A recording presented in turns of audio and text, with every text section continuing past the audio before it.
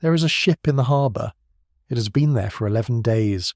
No one has come to meet it. No customs officer. No merchants waiting at the dock with ink-stained ledgers. No families pressing forward on the quayside with bread and salt and news from home.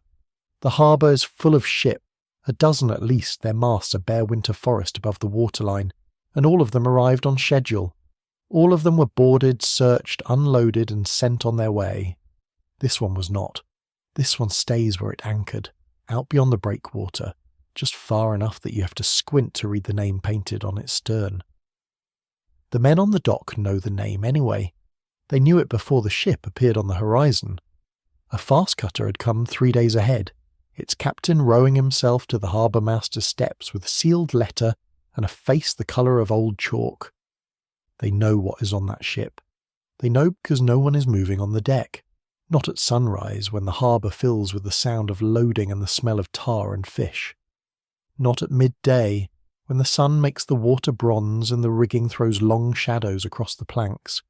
Not at dusk, when every other vessel shows some sign of human occupation, a lantern lit, a voice raised, the small domestic proof that the living are still living. That ship shows none of these things. The harbour official stands on the dock each morning with a spyglass.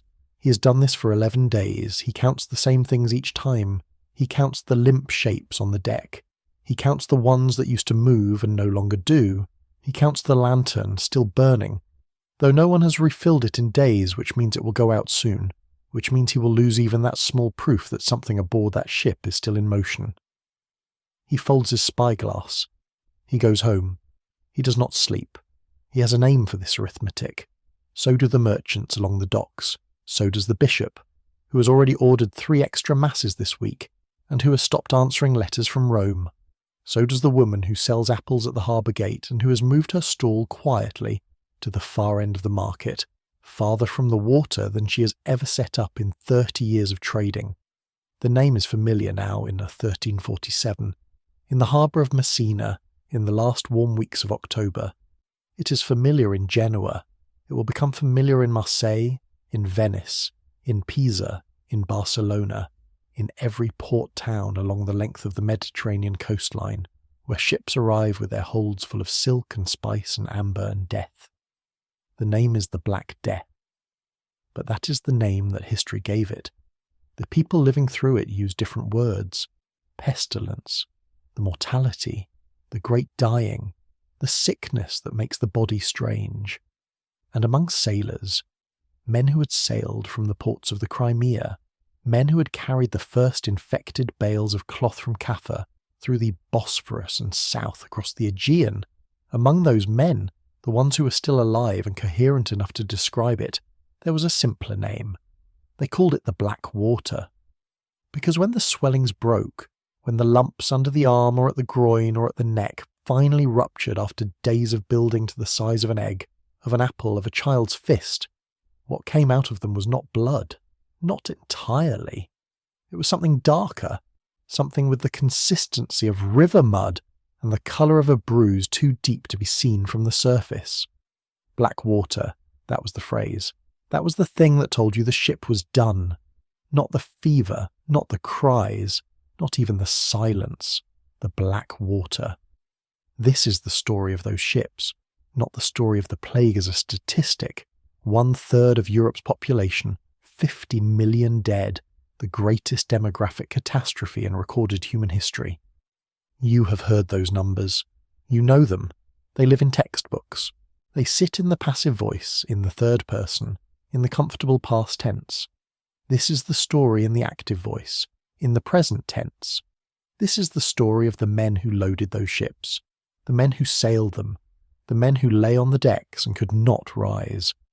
The harbour officials who had to make decisions with no precedent, no science, and no good options. The physicians who went aboard with vinegar and prayers, the priests who did not. The families in port cities who watched the ships arrive and had perhaps 4 hours to decide whether to run or stay. This is the story of the great plague ships of the 14th century. What they carried, what they became, what it felt like to be trapped aboard one, and what the people on shore were prepared to do or not do to survive. The black water is rising. We begin at the source. Long before the first ship turned black, the plague was moving overland. This is the part that the harbour officials of Messina did not know. This is the part that the physicians in Genoa did not know, or chose not to believe even when they suspected it. The world in 1347 was large and poorly understood, and what happened on a Central Asian trade route in the years before the Black Death arrived in Europe was, for most Europeans, as remote and unknowable as the surface of the moon. But the plague had a geography. It had a starting point. It had a path. Modern historians and epidemiologists have traced that path backward through the written records, through the Nestorian Christian grave markers near Lake Issyk-Kul, in what is now Kyrgyzstan, dated 1338 and 1339, where the carved inscriptions refer specifically to pestilence as the cause of death. Through the Chinese chronicles that describe unusual mortality events in the 1330s across the Mongol-controlled regions of Central Asia. Through the fragments of administrative correspondence from the Golden Horde, the Mongol Khanate that controlled the vast grasslands north of the Caspian and Black Seas, where references to catastrophic population loss begin appearing in the early 1340s. The plague did not begin on a ship. It began in the ground. Yersinia pestis, the bacterium responsible for bubonic plague, is a disease of rodents. It lives primarily in fleas. It moves from flea to rodent to flea with the slow, patient efficiency of something that has been doing this for millions of years. It does not particularly need human beings. Humans are, from the bacterium's point of view, a cul-de-sac, a dead-end host, because humans tend to die too quickly to sustain transmission the way rodent populations can. But in the 1330s or so, the exact date and location remain debated, something disturbed the vast rodent reservoir of Central Asia. Perhaps a drought. Perhaps a population explosion followed by a crash. Perhaps the expansion of the Mongol trade networks, which pushed human settlements and livestock into previously undisturbed grassland. Whatever the trigger, the plague jumped from its reservoir into the human population moving along the Silk Road. The Silk Road was not a single road.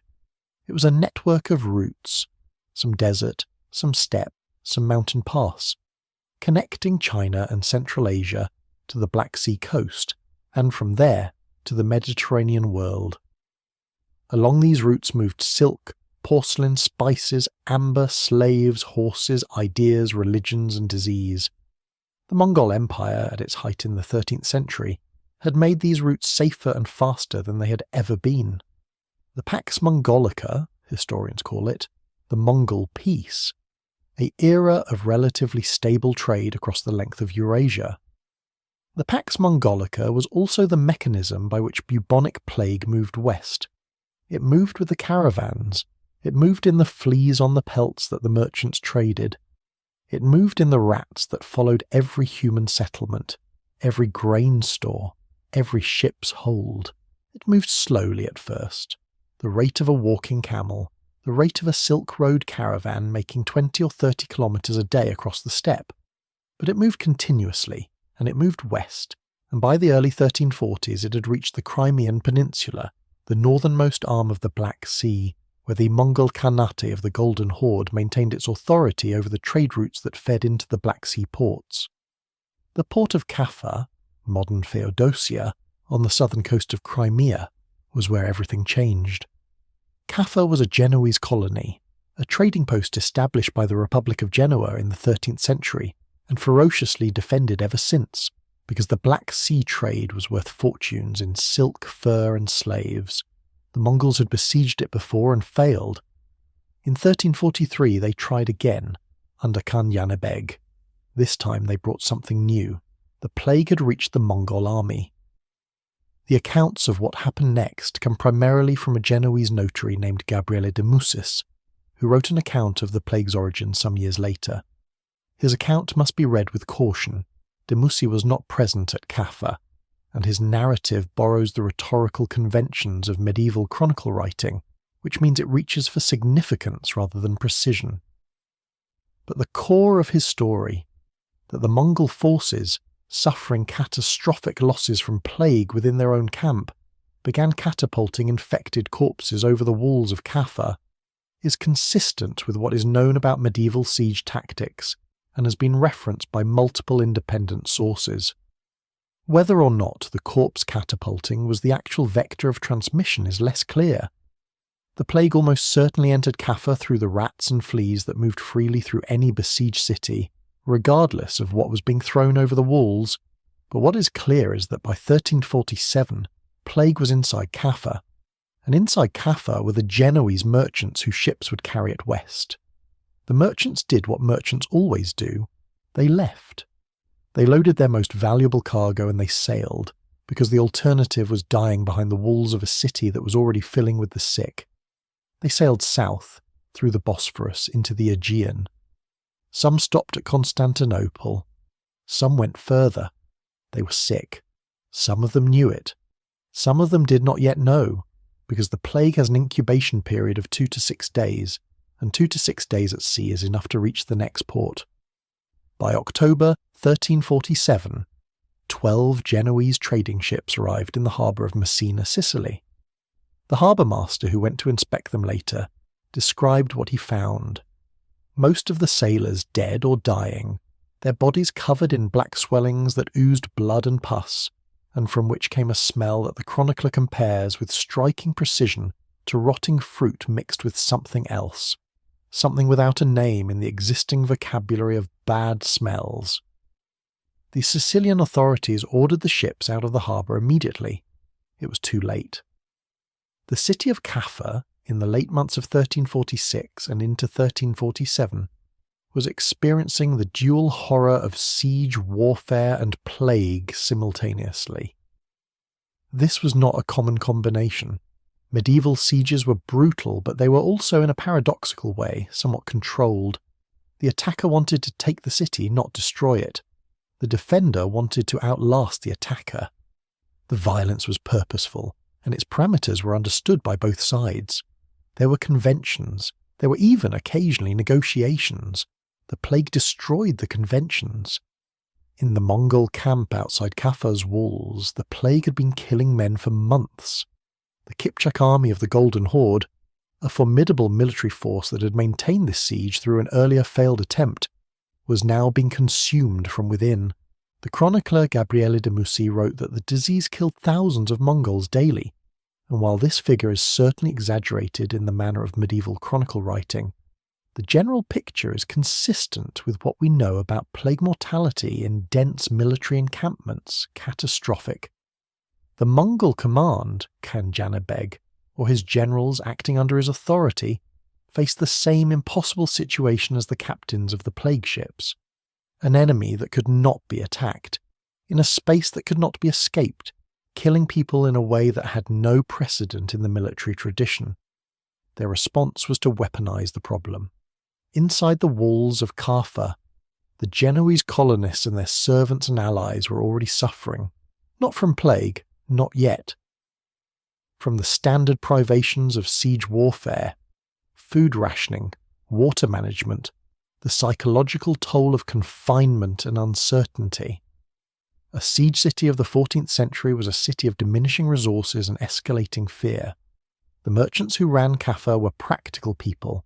They had maintained the city against previous siege attempts, and had stockpiles and contingency plans and the deep-seated institutional confidence of a trading republic that had survived worse. But they had not survived anything like the objects coming over their walls. The infection of Caffa, whether it came from the catapulted corpses, from the rats that crossed freely between the Mongol camp and the city, from infected fleas that had no awareness of the siege perimeter, took hold. People inside the walls began to develop the signs. The buboes appeared. The fever followed. The death count, which had been the death count of a besieged city, became the death count of a besieged city with plague inside it. The Genoese made a decision. Not all of them, not at once, but the merchants with ships in the harbour and cargo to save and no particular attachment to dying in Caffa began to think seriously about leaving. The sea was the one direction from which the Mongols could not come. The sea was the route to anywhere else. The ships in the harbour were the most valuable things in the city, more valuable than the walls, more valuable than the stocks of trade goods, because ships could move and walls could not. Some ships left before the plague was established inside them. Those ships probably arrived at their destinations without spreading the disease, or with limited spread, a single infected flea or a single infected crew member whose illness appeared after arrival, manageable if caught early. Some ships left when the plague was already at work in their crews. The men who loaded those ships knew or suspected that some of their number were sick. But they also knew, or believed they knew, which was the operational reality, that staying in Caffa was worse. The city was dying from two directions, the siege from outside and the plague from within. The sea, however dangerous, offered the possibility of survival that Caffa no longer offered. They left. Some died at sea. Some arrived at Constantinople with a reduced crew and a cargo that was promptly unloaded and sold, because no one at the Constantinople docks in late 1347 yet understood what they were receiving. Some continued south and west, following the familiar routes, calling at familiar ports: Messina, Catania, Genoa, Venice, Marseille. The ships from Caffa were the vector. The plague was the cargo no one declared, and at every port they called at, the same calculation was eventually made by harbour officials, by city councils, by the merchants and the physicians and the priests. The calculation was, what is this? And beneath that, what do we do? They were working with no precedent. They were working with the wrong theory. They were working in the time before the vocabulary of epidemiology existed, before the concept of a vector was available, before anyone had looked through a microscope at anything, let alone at a bacterium. They were working with what they had: their eyes, their wits, their experience, their fear. It was not enough to stop what was already moving, but it was the beginning, the painful, catastrophic, improvised beginning of the response that would, over the next 3 centuries, learn to do better. Caffa fell eventually. After the Mongols withdrew, weakened by plague and by the strategic realization that the prize no longer justified the cost, the city rebuilt. The Genoese maintained their colony in Crimea for another century, until the Ottomans took it in 1475. The harbour, where those ships were loaded in 1347, was used for normal commerce for generations afterward. The place where the plague ships were born became in time just a harbour again. But the ships that left it changed the world, not in the way that the merchants intended, not through commerce, not through the movement of silk and amber and slaves, through the movement of something they could not see in the bodies of men who did not know they were carrying it: the black water. To understand what it meant to be sick on a plague ship, you first have to understand what it meant to simply be on a ship. Medieval trading vessels of the 14th century were not designed for human comfort. They were designed for cargo. The men who sailed them were, in the accounting of merchants and ship owners, almost an afterthought. Necessary machinery for moving the ship, requiring minimal space and minimal food, replaceable at the next port. The economics of Mediterranean trade were brutal, and they translated directly into the physical experience of the voyage. A typical merchant vessel of the 1340s, a cog, a nef, or one of the larger Genoese carracks, might carry anywhere from 20 to 50 men for a crew. These men would sleep, when they slept, on deck or in whatever space existed in the hold between the bales of cargo. There were no berths. There were no dedicated sleeping quarters, except sometimes a small cabin aft for the captain and, on larger vessels, a cabin for the master merchant travelling with the goods. Everyone else made do. Making do meant sleeping on rope coils and grain sacks. It meant pulling a cloak over your head when it rained. It meant waking when the watch changed, every 4 hours through the night, because on a working vessel someone always needed to be on deck. It meant spending days at a time in wet clothing when the weather turned, because there was nowhere to dry anything, and the salt air ensured that nothing was ever entirely dry anyway. The food was what you would expect. Hard biscuit. The compressed dried bread that would not go mouldy for months, though it would become home to weevils within weeks. Dried and salted fish. Oil in sealed jars. Wine, thinned with water, because clean water was never guaranteed to stay clean over a long voyage. On shorter coastal runs there might be fresh bread baked in the ship's brazier, or fresh water taken on at the last port. But for the longer passages across the Black Sea, down through the Bosphorus, across the Aegean, the diet narrowed to biscuit and salt fish and wine, every day, for weeks. This mattered enormously when plague struck. The conditions on a merchant vessel were essentially ideal for the transmission of bubonic plague. The holds were crowded with cargo, and cargo meant rats. The ship's biscuit and grain attracted rats. The bilge water attracted rats. Medieval accounts of life at sea treat rats as a constant, unremarkable presence, the way we might treat pigeons in a city. Rats were simply there. They were expected. You trapped them when they became too numerous. You cursed them when they got into the food stores. You did not think of them as a vector of disease, because the concept of disease vectors was 4 centuries in the future. The fleas on those rats moved freely. They moved between rats and cargo, between cargo and sleeping men. A flea will feed on a human if its preferred rodent host is not available, and a plague-infected flea carrying Yersinia pestis in its gut will inject the bacterium when it feeds. This is the mechanism. This is how the ship became a death chamber.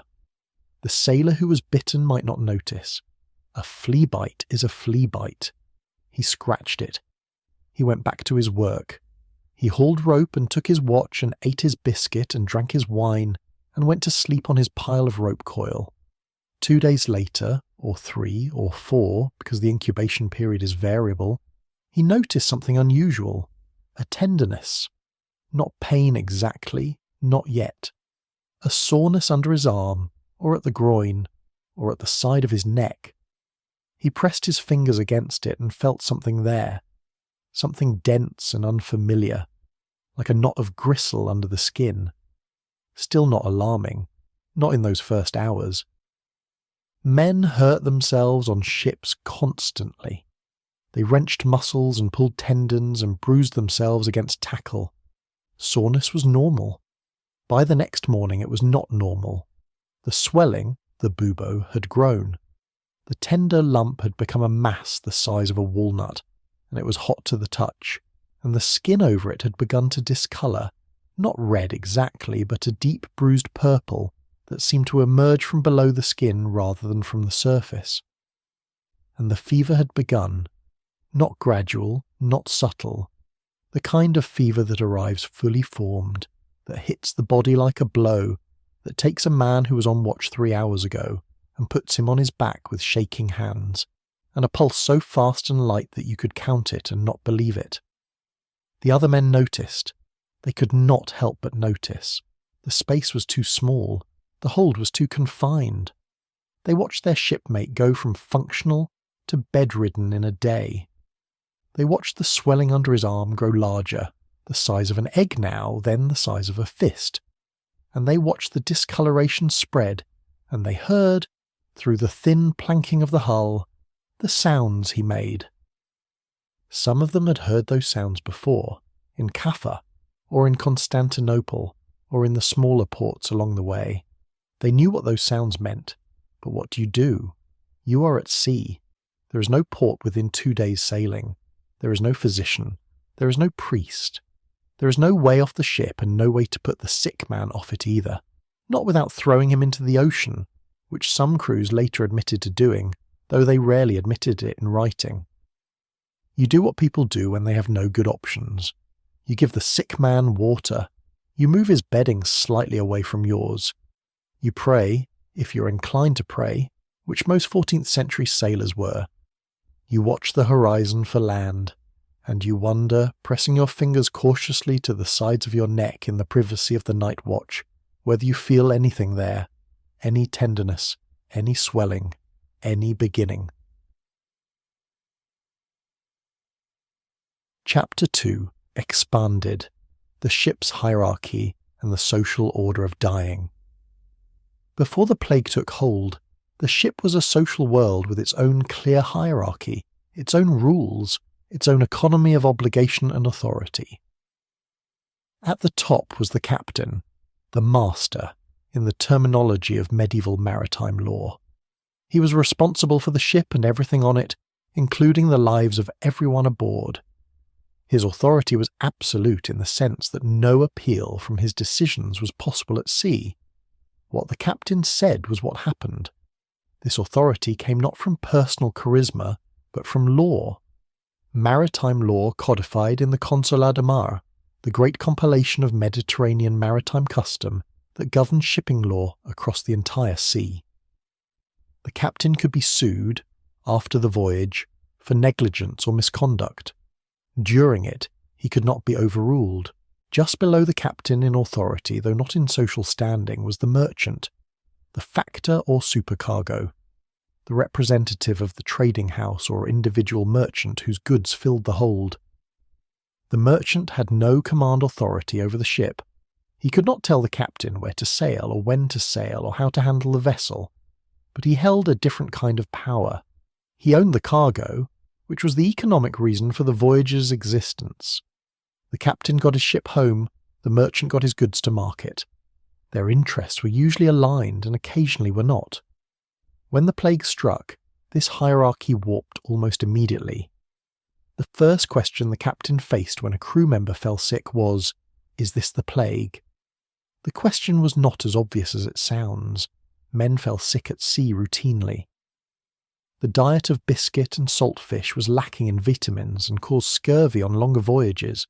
The physical demands of the work produced injuries, pulled muscles, rope burns, falls from the rigging. Gastrointestinal illness from contaminated water was common. A man lying in the hold with a fever could be any number of things, not necessarily the thing that the captain most feared. But there were signs that distinguished plague from ordinary illness. The bubo, if it was present, was distinctive. There was no other common illness of the period that produced that specific hard, hot, tender swelling at the lymph node sites. The speed of deterioration was distinctive.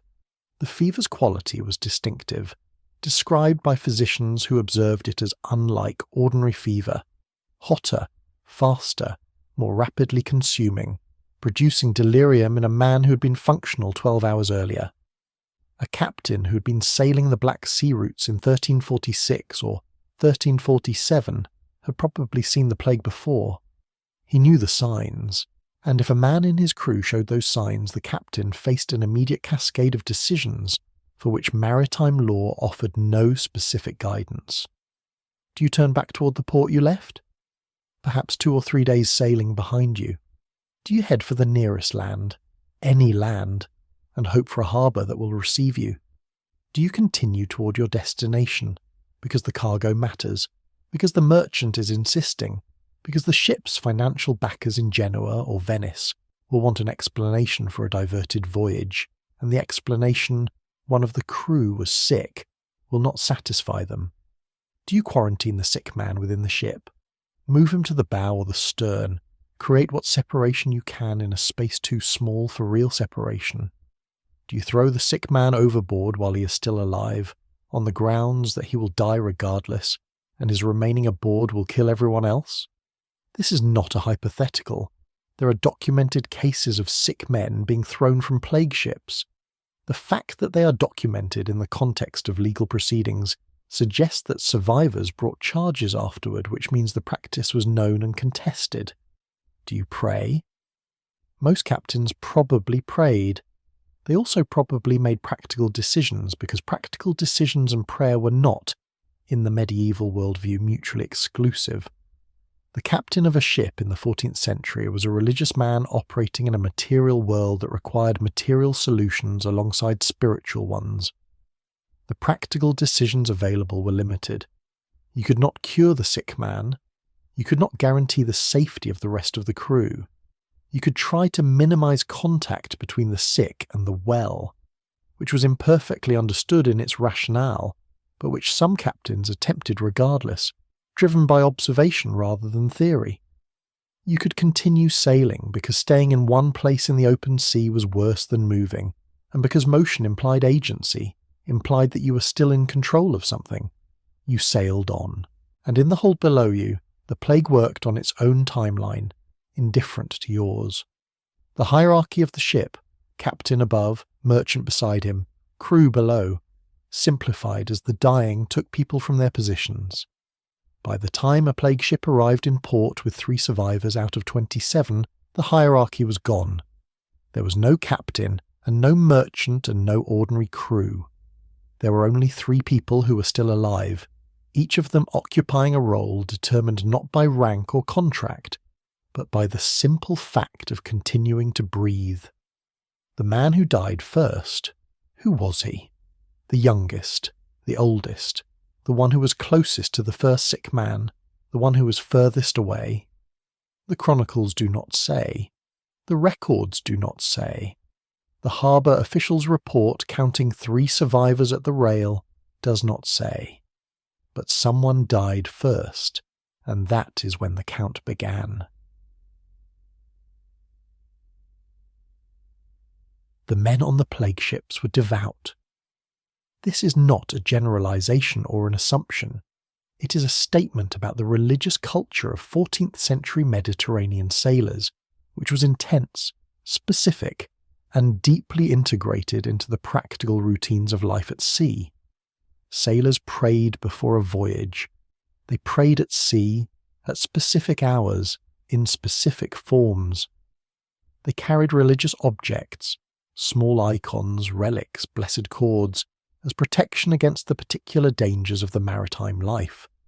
They made vows to saints in exchange for preservation through specific dangers. The votive offerings that lined the walls of the chapels of Mediterranean port cities, the painted panels showing ships in storms, ships on fire, ships sinking, with the image of the saint who was credited with preservation hovering above in golden light. These were not decoration, they were documentation. Each one was a sailor's testimony. I was there. It was terrible. I survived. Here is my proof of gratitude. When the plague came aboard, these men prayed. They prayed with the specific vocabulary of their tradition, not vague appeals to a generalized divine, but targeted petitions to specific saints with specific portfolios. Saint Roch, whose legend involved his own experience of plague and his miraculous recovery, was the plague saint, the one you prayed to first. Sebastian, the martyr whose body had been pierced by arrows in the way that the plague pierced the body with its internal pressures. Sebastian was also a plague intercessor. The Virgin Mary, who was the Mother of God and the advocate for all human suffering, was always appropriate. The theological dimension of plague was not separate from its practical dimension. It was the same dimension, viewed from a different angle. What is this sickness? In the absence of germ theory, the question of causation was also a moral and theological question. Why do some people die and others survive? In the absence of immunology, this was also a question about divine will and human worthiness. What should we do? In the absence of effective medicine, the answer to this question was primarily spiritual. The medical faculty of the University of Paris, in their official explanation of 1348, combined astrology with medicine. The triple conjunction of malign planets had corrupted the air. This was wrong, but it was not irrational. It was an attempt to apply the best available explanatory framework to a new phenomenon. Alongside the astrology, the faculty recommended prayer and penance, because corrupted air was also understood as potentially divine punishment, and divine punishment required divine response. The Church's official response to the plague was massive, continuous, and largely ineffective in any material sense, though it was not meaningless in other senses. Special masses were said. Processions of the faithful walked through plague-stricken cities bearing relics and icons and prayers. Indulgences were issued, penances were assigned. The entire institutional apparatus of medieval Christianity oriented itself toward the plague the way a ship orients toward a storm, throwing everything available at the problem. In some cities, the processions may have accelerated transmission. Large gatherings of people, many of whom were already exposed, moving through the streets in close contact. If pneumonic plague was circulating, this was an epidemiologically disastrous response. The piety that drove the processions was genuine. The outcome was terrible. On the ship, there were no processions. There were no institutions. There was the small icon nailed to the mast, the rosary passing through a man's hands in the dark, the murmured Latin of men praying in the language they had been taught. Was the language God preferred? There was also, and this is in the records mentioned in the testimony of survivors, the extreme discomfort of dying without the last rites. The Catholic theology of the 14th century was clear that the dying needed the last rites: confession, absolution, the anointing with holy oil, the final communion. These rites prepared the soul for judgment and reduced or eliminated the time in purgatory that was otherwise required before the soul could reach paradise. Without them, the dying man's spiritual situation was serious. He might still reach paradise. God's mercy was infinite. But he would do so from a disadvantaged position, carrying unconfessed sins and unabsolved guilt. There were no priests on merchant vessels. There were no chaplains. There were men who knew their prayers and who could pray alongside the dying and who could, in extremis, hear a man's confession and hope that God accepted the proxy. Some late medieval theologians had begun to develop the idea of lay confession to another layperson in the absence of a priest, as a practical emergency measure for soldiers and sailors in exactly this situation. But it was not the same, and the dying men knew it, and the men who sat beside them knew it. The absence of a priest was a specific named terror, not an abstract spiritual anxiety, but a concrete concern about the immediate spiritual consequences of dying without proper preparation. This is what the chronicles mean when they describe the despair of the dying on the ships. Not only the physical suffering, which was severe, but the specific anguish of facing death in the wrong ecclesiastical conditions. Some men spent their last hours trying to remember every sin they had ever committed, saying them aloud to a shipmate who was not qualified to absolve them, but who listened anyway. Because what else do you do when someone you've sailed with for 3 years is dying and wants to be heard? The shipmate listened. He said the responses he knew, the formulas of comfort and faith. He held the dying man's hand, perhaps, or perhaps not, because they were afraid of contagion, some of them, even at the end, and the fear of the disease did not simply dissolve because a man was dying. The ship sailed on, the lantern burned, the stars moved across the piece of sky visible through the hatch, and in the morning, or in the night, or in the noon hour, the breathing changed, and then it stopped. The physicians of the 14th century did not understand what was happening inside the bodies of the dying. They had theories. In a crisis of this magnitude, theories multiplied like the disease itself. Explanations drawn from ancient Greek medicine, from Arabic scholarship, from astrology, from theology, from the particular alchemy of fear and helplessness that produces cosmological explanations for things that feel too large and too terrible to be merely biological. The medical faculty of the University of Paris issued an official explanation in 1348.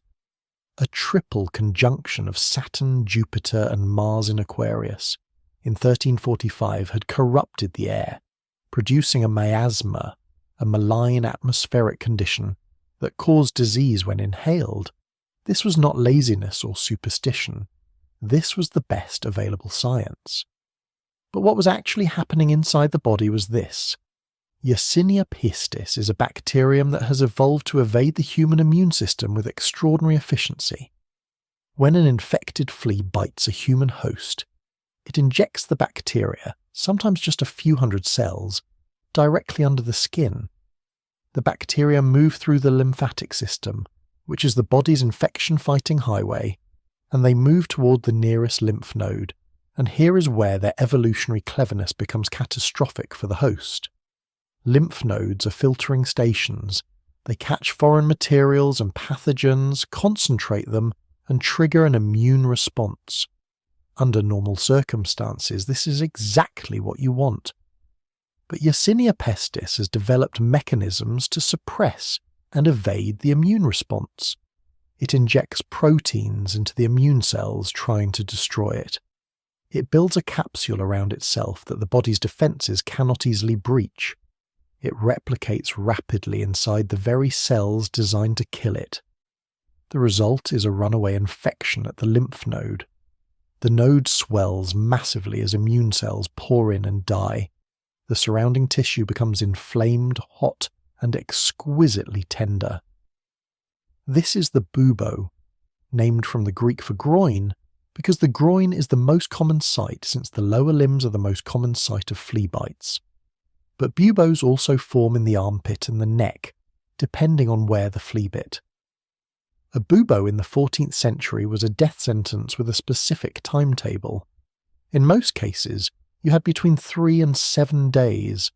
The fever came with the bubo or shortly after, a fever high enough to cause delirium, to make the ceiling of the ship's hold ripple and breathe, to populate the darkness with figures that were not there. Medieval accounts of plague fever describe visions of extraordinary vividness. Battles, dead relatives, fires, floods.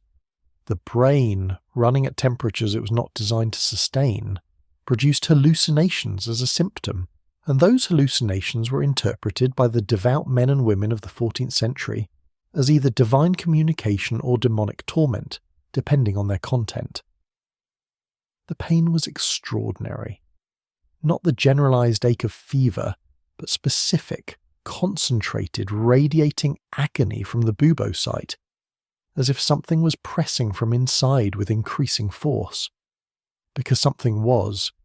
The node was filling with fluid and bacteria and dying tissue, building pressure against the surrounding skin, which was thin and which had already begun to discolour, taking on the deep purple-black bruising that gave the disease one of its common names. There was another form. The most famous form of plague, the bubonic, was not the fastest killer. That distinction belongs to pneumonic plague, an infection that established itself in the lungs rather than the lymph nodes, transmitted not by flea bite but by respiratory droplets. Person to person, the kind of transmission that a crowded ship's hold made catastrophically easy. Pneumonic plague killed faster, sometimes within a day. The lungs filled with fluid and blood. The coughing was severe, productive, and contagious. A sailor with pneumonic plague coughing in a low-ceilinged hold was creating with every breath a spray of plague-laden droplets that would settle on the faces and clothing of every man sleeping within arm's reach. And the third form, septicemic plague, was the rarest but the most dramatic. In septicemic plague, the bacteria entered the bloodstream directly, bypassing the lymph nodes entirely. There was no bubo, there was rapid onset fever, and then there was the darkening of the skin across the entire body. The black discoloration spreading outward from the extremities, the fingers and toes first, then the limbs, as blood vessels throughout the body began to break down, as internal bleeding painted the skin from below.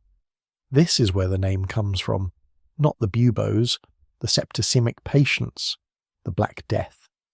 Medieval physicians who described septicemic cases used phrases that are difficult to read without recognition of how close their vocabulary was to modern diagnostic description. The skin blackens. The extremities lose sensation. The blood, when let by phlebotomy, which was always tried because phlebotomy was tried for everything, is dark, almost black, and clots poorly.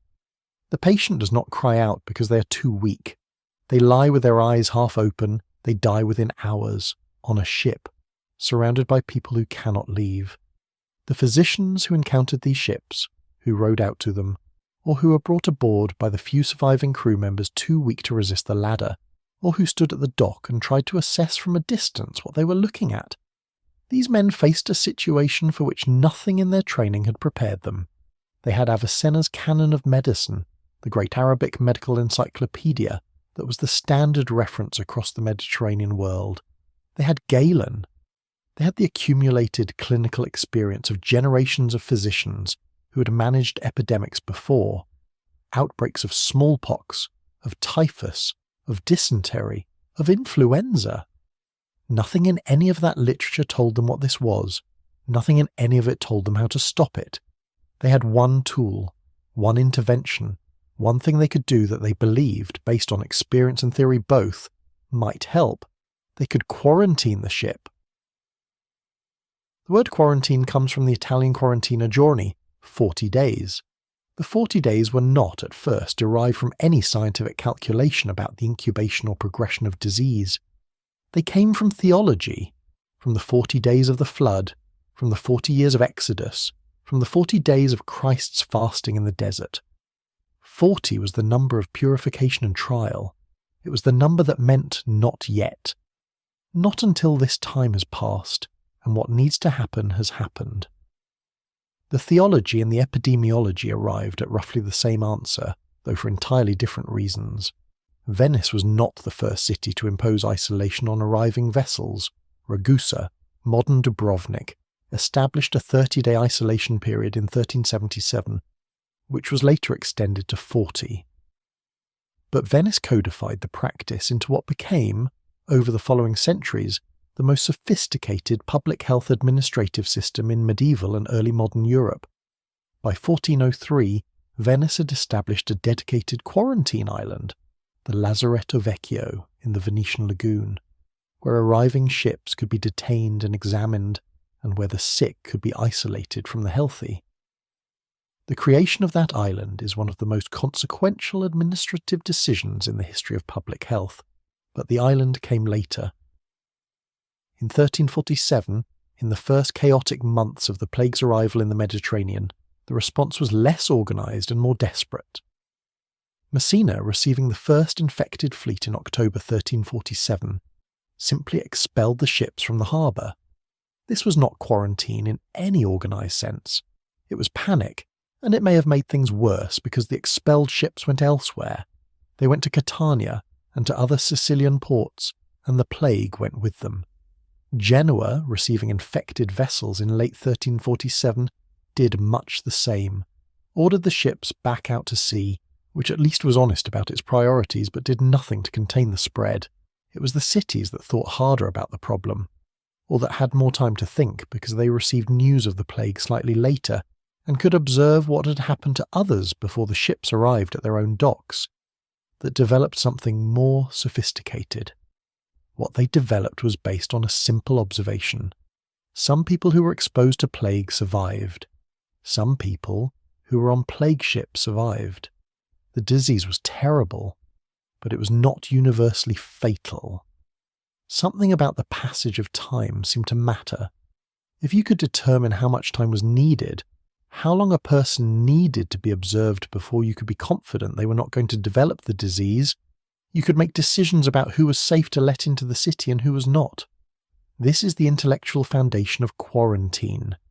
It is the observation that exposure and disease are not simultaneous, that there is a gap, a window, during which the infected person appears healthy but is not.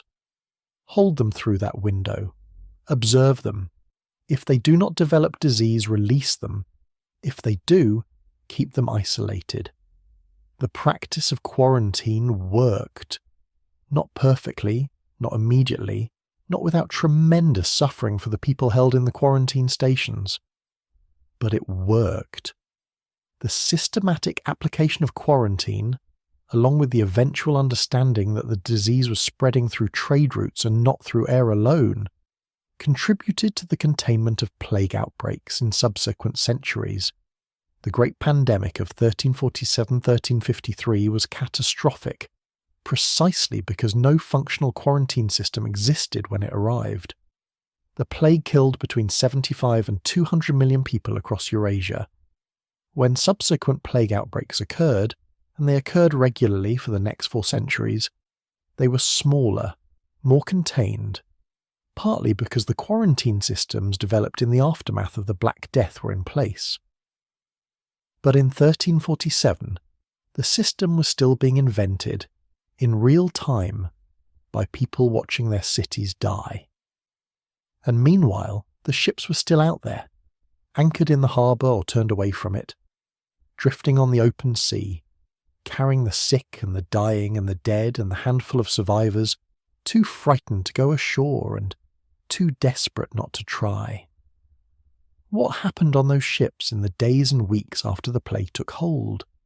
What was the experience of the men who were still alive, still functioning, still taking their watch and steering the ship, knowing that somewhere below them their shipmates were dying, and that they themselves might wake tomorrow to find the same swelling, the same fever, the same terrible arithmetic of the remaining healthy getting smaller? This is what the chronicles do not tell you. This is what the bodies in the ground can only suggest. We have to reconstruct it from the fragments.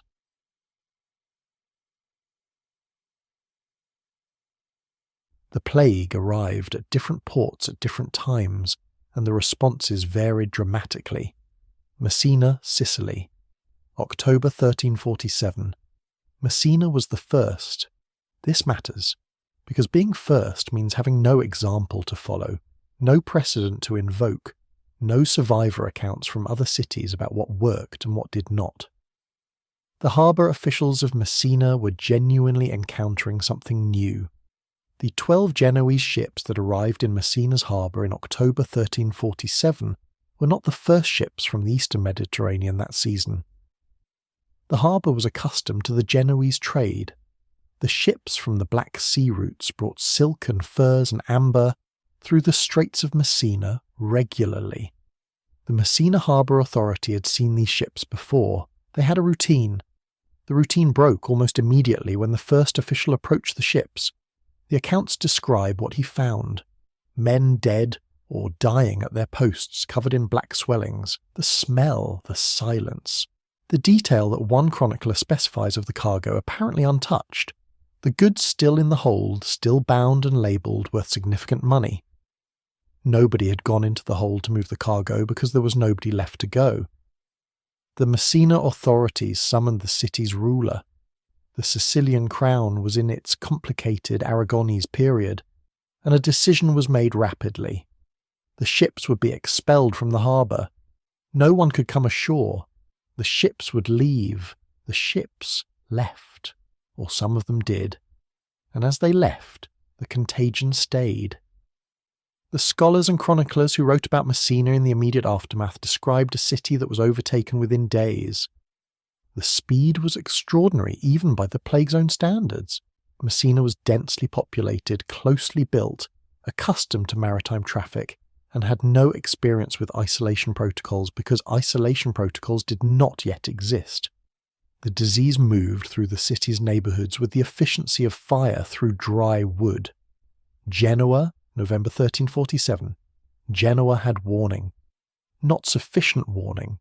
Nothing in this story provides sufficient warning, because the plague moves faster than information in a world without telecommunications. But Genoa had days of advance notice from ships that arrived slightly ahead of the plague, from rumours and harbour gossip, from the general intelligence network of the Genoese merchant community, which was one of the most sophisticated commercial intelligence systems in the medieval Mediterranean world. The Genoese response was faster than Messina's, and also more brutal. Ships arriving from the east were met at the harbour entrance. Officials examined them from a distance using the spyglass. The perspective glass was not yet fully developed, but there were primitive versions used in maritime contexts, and the evidence of crew activity, or the lack of it. Ships that showed obvious signs of illness or death on the deck were turned away immediately, not quarantined, turned away. Where did the turned-away ships go? This is the question that haunts the Genoese response. They went somewhere. Some of them went to other ports along the Ligurian coast. Some went south, toward Pisa and Livorno. Some, perhaps, simply stayed at sea until their crews were dead and the ships drifted. Genoa was not saved. The plague arrived there despite the refusals, through ships that had been examined and passed, through individual travellers who were already incubating the disease, through the same rat and flea pathway that no visual examination of a ship's manifest could detect.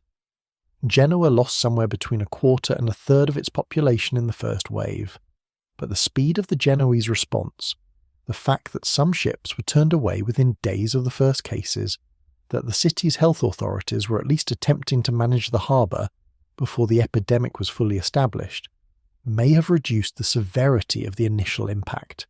This is impossible to prove with the available data, but the pattern across different cities suggests that earlier, more aggressive harbour management was associated with somewhat lower immediate mortality. Venice, January 1348. Venice had the most time. The plague's arrival in the Adriatic was slower than its westward spread through the Tyrrhenian Sea, and by the time the first infected ships appeared in the Venetian lagoon, the city's administrators had received substantial information from Messina, from Genoa, from Pisa, from the reports of Venetian merchants and ambassadors stationed throughout the Mediterranean world. The Great Council of Venice met repeatedly in late 1347 and January 1348 to discuss the approaching crisis. The records of those discussions survive, in fragmentary form, in the Venetian state archives. They show a city trying to think rigorously about a problem that exceeded its available frameworks, men arguing about whether the disease was carried in air or in contact or through some combination of both, about whether religious processions would help or harm, about whether the harbour should be closed entirely, economically catastrophic, or managed with specific restrictions, administratively complex but commercially sustainable. Venice chose the administrative complexity. 3 nobles were appointed as provveditori alla sanità, health overseers, with authority to manage the response. This was the institutional beginning of the Venetian Public Health Board that would eventually build the Lazaretto Vecchio and develop the quarantine protocols that became the model for Europe. The Venice of January 1348 was making decisions in real time, with insufficient information, under enormous economic and political pressure, and with the understanding, increasingly undeniable as the reports from Genoa and Pisa and Messina came in, that the disease was already here, or would be soon, and that no decision would prevent it, but some decisions would shape how severe it became. Ragusa, 1377. Ragusa, modern Dubrovnik, Guillaume, waited. Not because it was far from the initial epidemic. Ragusa was a significant Adriatic port with extensive trading connections throughout the Mediterranean. The plague reached Ragusa in the 1340s as it reached everywhere else, and Ragusa suffered the mortality of the first pandemic wave. But Ragusa's contribution to this story comes later, in 1377, when the city's rector and minor council issued the order that is generally recognised as the first formal codification of quarantine. All persons arriving from plague-infected areas were to be held for a period of 30 days, later extended to 40, on the island of Mercan before being permitted to enter the city. This decision was made 30 years after the initial pandemic, on the basis of 3 decades of observing what worked and what did not. Ragusa had watched Messina refuse the ships and suffer anyway. It had watched Genoa turn ships away without system and suffer almost as badly. It had watched Venice try to organise a response and do somewhat better. It had watched cities that made no attempt to manage the harbour suffer catastrophically.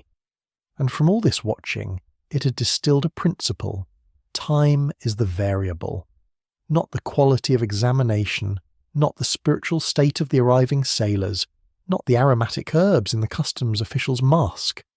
Time. Hold people long enough and you will know whether they have the plague. If they do, they will show it. If they don't show it in 40 days, they probably never will. This was not a scientific discovery in the modern sense. It was a practical inference from observation, the kind of empirical reasoning that does not require a theoretical framework to be valid. Ragusa's administrators did not know about incubation periods, but they had observed that people who were exposed to plague and who survived for 30 days typically did not go on to develop the disease. So hold them for 30 days, then 40. The administrative decision that followed from this observation was simple, brilliant, and replicable, which is why it spread and why it worked. The 40 days of Ragusa are the foundation of modern quarantine law. They are the ancestor of every public health border control, every infectious disease management protocol, every airport health screening and contact tracing system, and pandemic response framework. The specific number, 40 days, has been superseded by more precise incubation data, but the principle, hold, observe, release only when safe, is unchanged. A rector of Ragusa in 1377, doing his job, issuing a pragmatic administrative order in response to a specific threat, created a precedent that is still governing human behaviour in the 21st century. He probably did not know this. He was trying to keep his city alive. That was enough. We have to be precise about what we know and what we are reconstructing. We know the disease. We know its progression, its timeline, its mechanism. We know what the bacterium does inside the lymph node, what happens to the body's temperature and blood pressure as sepsis sets in, what the neurological effects of high-grade fever look like, and how they were described by witnesses. We have the chronicles of the physicians who saw the plague in its earliest weeks, the notarial records of the cities that tried to manage it, the letters of the survivors. What we do not have are first-person accounts from the dying on the ships. No sailor who died of bubonic plague on a merchant vessel in the Black Sea in 1347 left a diary.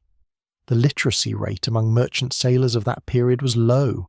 The conditions for writing, stable surface, light, the physical capability of holding a quill were not available to a man in the late stages of a septic infection. What we have instead are fragments, the observations of physicians who boarded the ships after the fact, the testimony of the few survivors who made it to port and were willing to speak, the retrospective accounts of chroniclers who gathered information from multiple sources. From those fragments, we can reconstruct something close to the truth of what those last days looked like. The first thing to understand is the timeline, day 1 of symptomatic illness.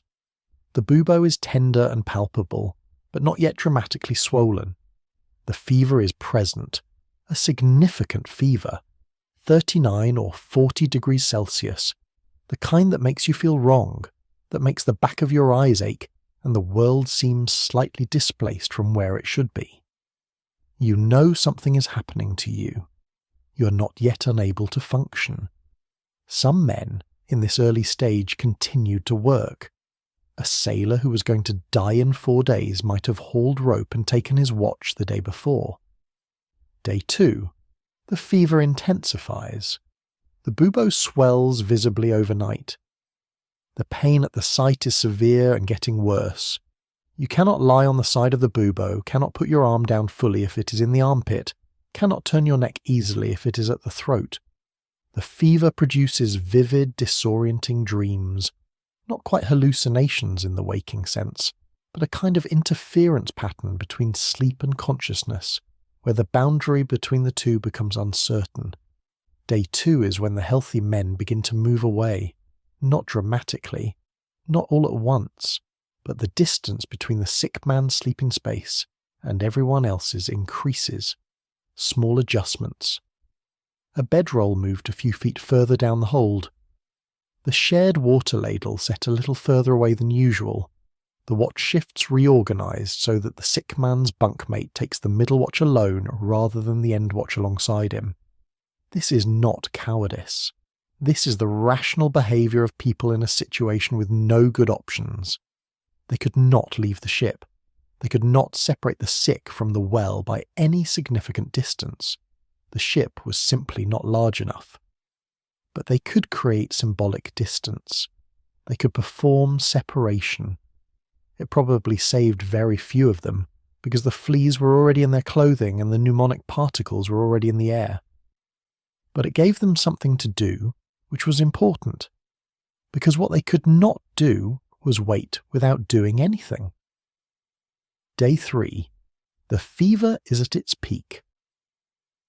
Temperatures of 41 degrees Celsius and above are possible, the kind of fever at which the brain begins to produce clear hallucinations in the waking state. Men described later, by the few who survived, as raving, shouting at people who were not there, responding to conversations that were not happening. The medieval interpretation was spiritual. The sick were seeing things because they were near death, and near death the soul was permeable to communication from the other side. The modern interpretation is neurological. A brain running 4 degrees Celsius above its operating temperature is not functioning correctly, and the visual and auditory cortices, deprived of coherent input, generate their own. But the experience from the inside, this is what we cannot fully know. We know that fever hallucinations are not experienced as obviously false. They feel real. The faces of the dead, appearing in the corner of the hold, the voice of a mother or a priest or a childhood companion, the sensation of the ship arriving in port, of being helped ashore by familiar hands, only to come back hours later to the planking and the smell and the pain. It is possible that some of those men died believing they had made it home, day 4 and 5. For some patients, the bubo ruptured. This was paradoxically sometimes the beginning of recovery. A bubo that drains externally releases the pressure and the bacterial load, and in patients whose immune systems were mounting a genuine response, rupture could be followed by a slow, terrible improvement. Survivors described the aftermath of rupture as the worst thing they had ever seen or smelled. The medieval accounts are explicit, graphic, and consistent across multiple independent sources, but they also describe sometimes a reduction in fever after rupture, a return of clarity, a moment of believing one might live. About a third of bubonic plague patients survived without modern antibiotics. On the ships, the survival rate was probably lower, because the ship selected for exposure, because the pneumonic form spread in the close quarters of the hold, because the nutrition and hydration available to the sick were inadequate. For those who did not survive the bubo rupture, who never reached that point, or whose systems were already overwhelmed, the final stage was septic shock. The blood pressure collapsed, the extremities cooled, the breathing changed to the slow, deep pattern that anyone who has sat at a deathbed recognizes. The long breaths with the long silences between them. Physicians of the 14th century had a name for this breathing pattern, derived from their clinical observation of the dying. They knew what it meant. So did sailors, who had sat with dying shipmates before. They knew that when the breathing changed, you measured the remaining time in hours, and then the breathing stopped, and then someone had to deal with the body. What do you do with a body on a ship? This is one of the questions that the chronicles of the plague ships mostly elide. The chroniclers were interested in the disease and its theological implications and its civic consequences. They were not, in general, interested in the operational details of managing the dead in a confined space at sea. Those details were left to the sailors, who managed them without writing about it, because sailors were not, as a rule, writers. But the details mattered enormously to the living. A body on a ship's deck in the Mediterranean summer is not a problem that can be deferred. The heat accelerates decomposition. The smell in a confined hold becomes intolerable within a day. More practically, and more frightening to the crew who were watching their shipmates die of a disease they did not understand. The body itself was understood, within the framework of miasma theory, to be a source of contagion. The corrupted air rising from a corpse was believed to carry disease. They were wrong about the mechanism, the miasma theory was wrong, but they were not wrong about the directionality. A corpse could harbour fleas that were still alive and still infectious. A corpse could harbour rats attracted to the smell. The corpse was not producing miasma, but it was creating conditions under which transmission continued. The sailors threw the bodies overboard. This was not a decision taken lightly, even under extreme circumstances. Medieval Christian theology was very clear about the requirement for proper burial. The body was the vessel of the soul, and the soul on the last day would need its body to be reconstituted for the final judgment. To throw a body into the sea was to deny it Christian burial, to consign it to a fate that was theologically ambiguous at best and damning at worst. The priests and bishops who later addressed the question of sea burial during the plague were careful to specify that God understood the circumstances and that emergency burial at sea would not bar the soul from paradise. But in the moment, on the ship, with a body that needed to be dealt with immediately, the theology was a comfort that existed alongside a much more pressing physical problem. Some ships, in the later phases of the plague, had no one left alive to throw the bodies over. The chroniclers who describe arriving at plague ships in port describe this most vividly. A ship that came to anchor and did not move, did not respond to hails, did not show any human activity. And when it was finally boarded, what was found inside was not a crew, but a rearrangement of the dead among the cargo, in whatever positions they had reached when they finally stopped moving. These ships arrived at their destinations without a living hand on the helm. The wind had carried them. The current had moved them.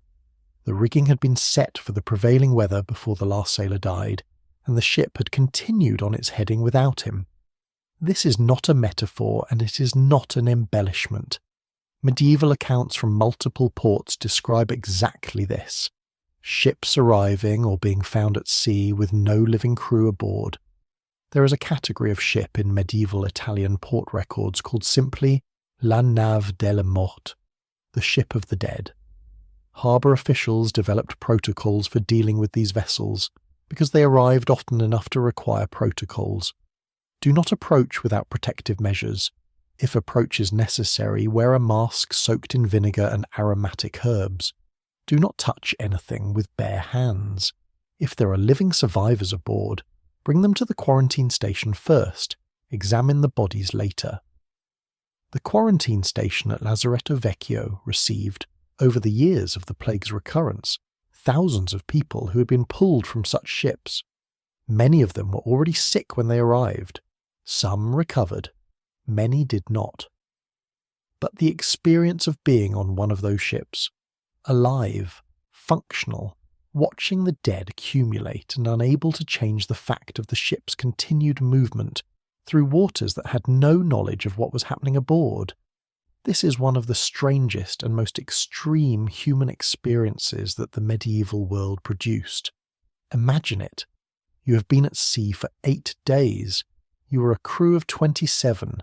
You are now one of 7.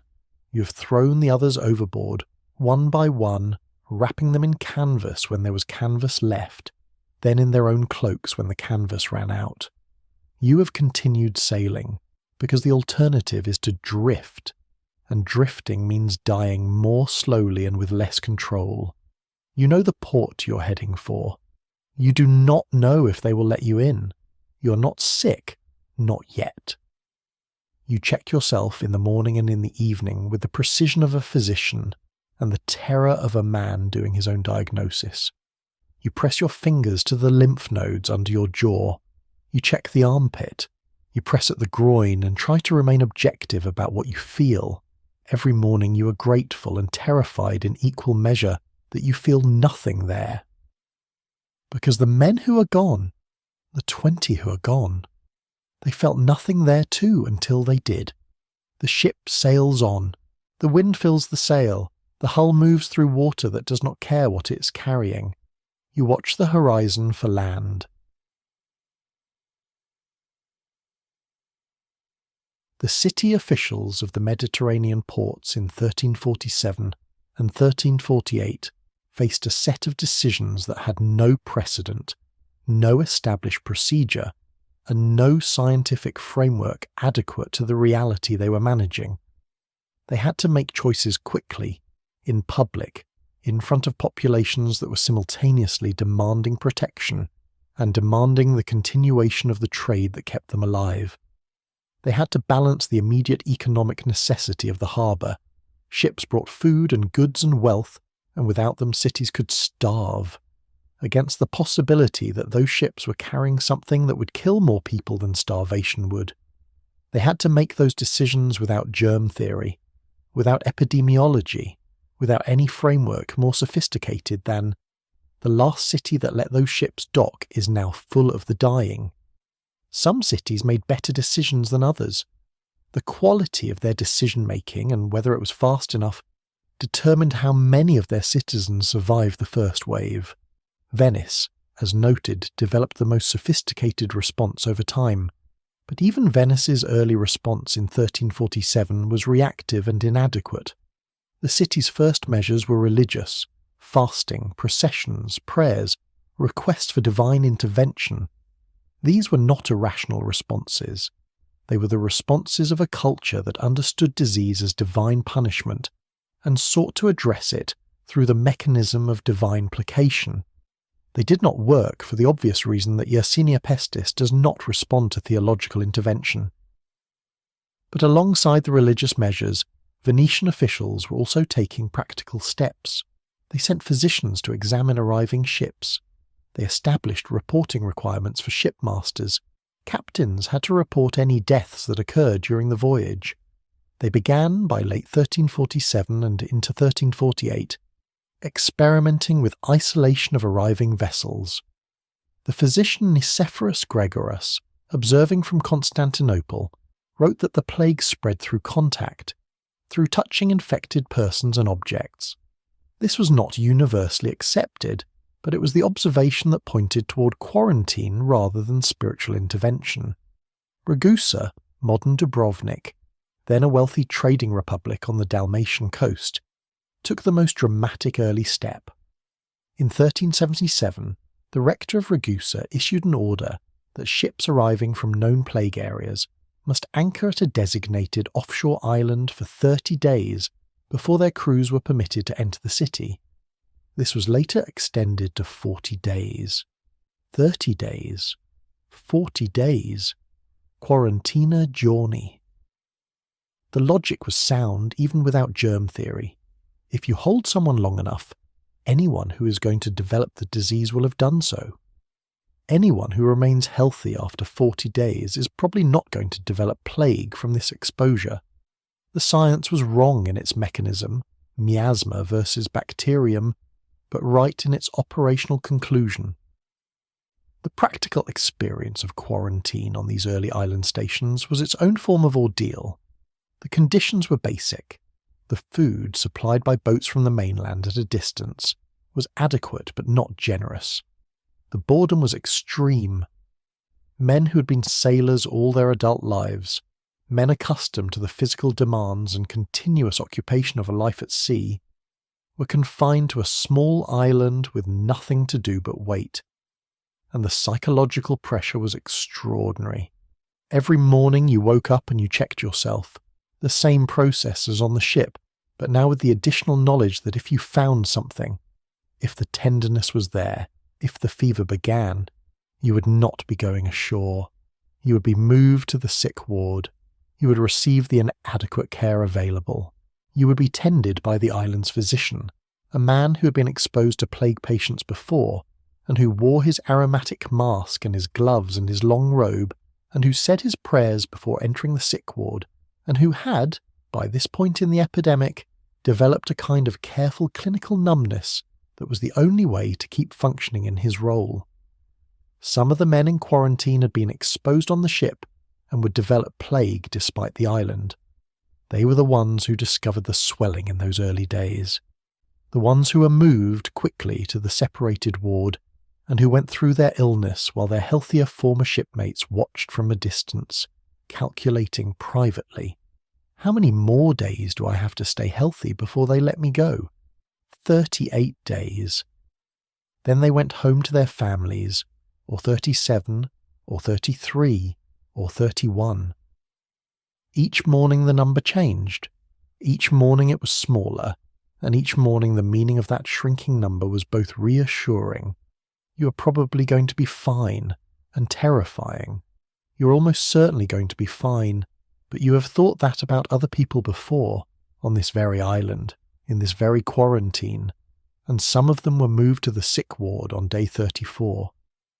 The records of the Lazaretto Vecchio, partial, damaged by water and time but legible in fragments, to show the ledger of this arithmetic.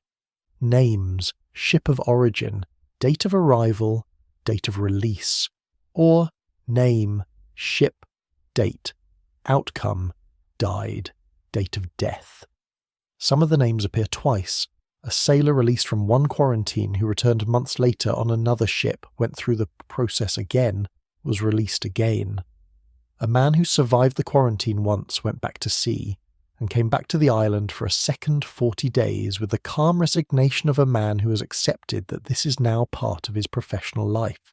He is, in his way, a kind of hero, though heroism is probably not the word he would have used.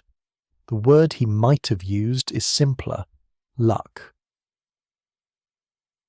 The plague ship arrives. The harbour officials make their decision to let it dock, to turn it away, to quarantine it at a distance.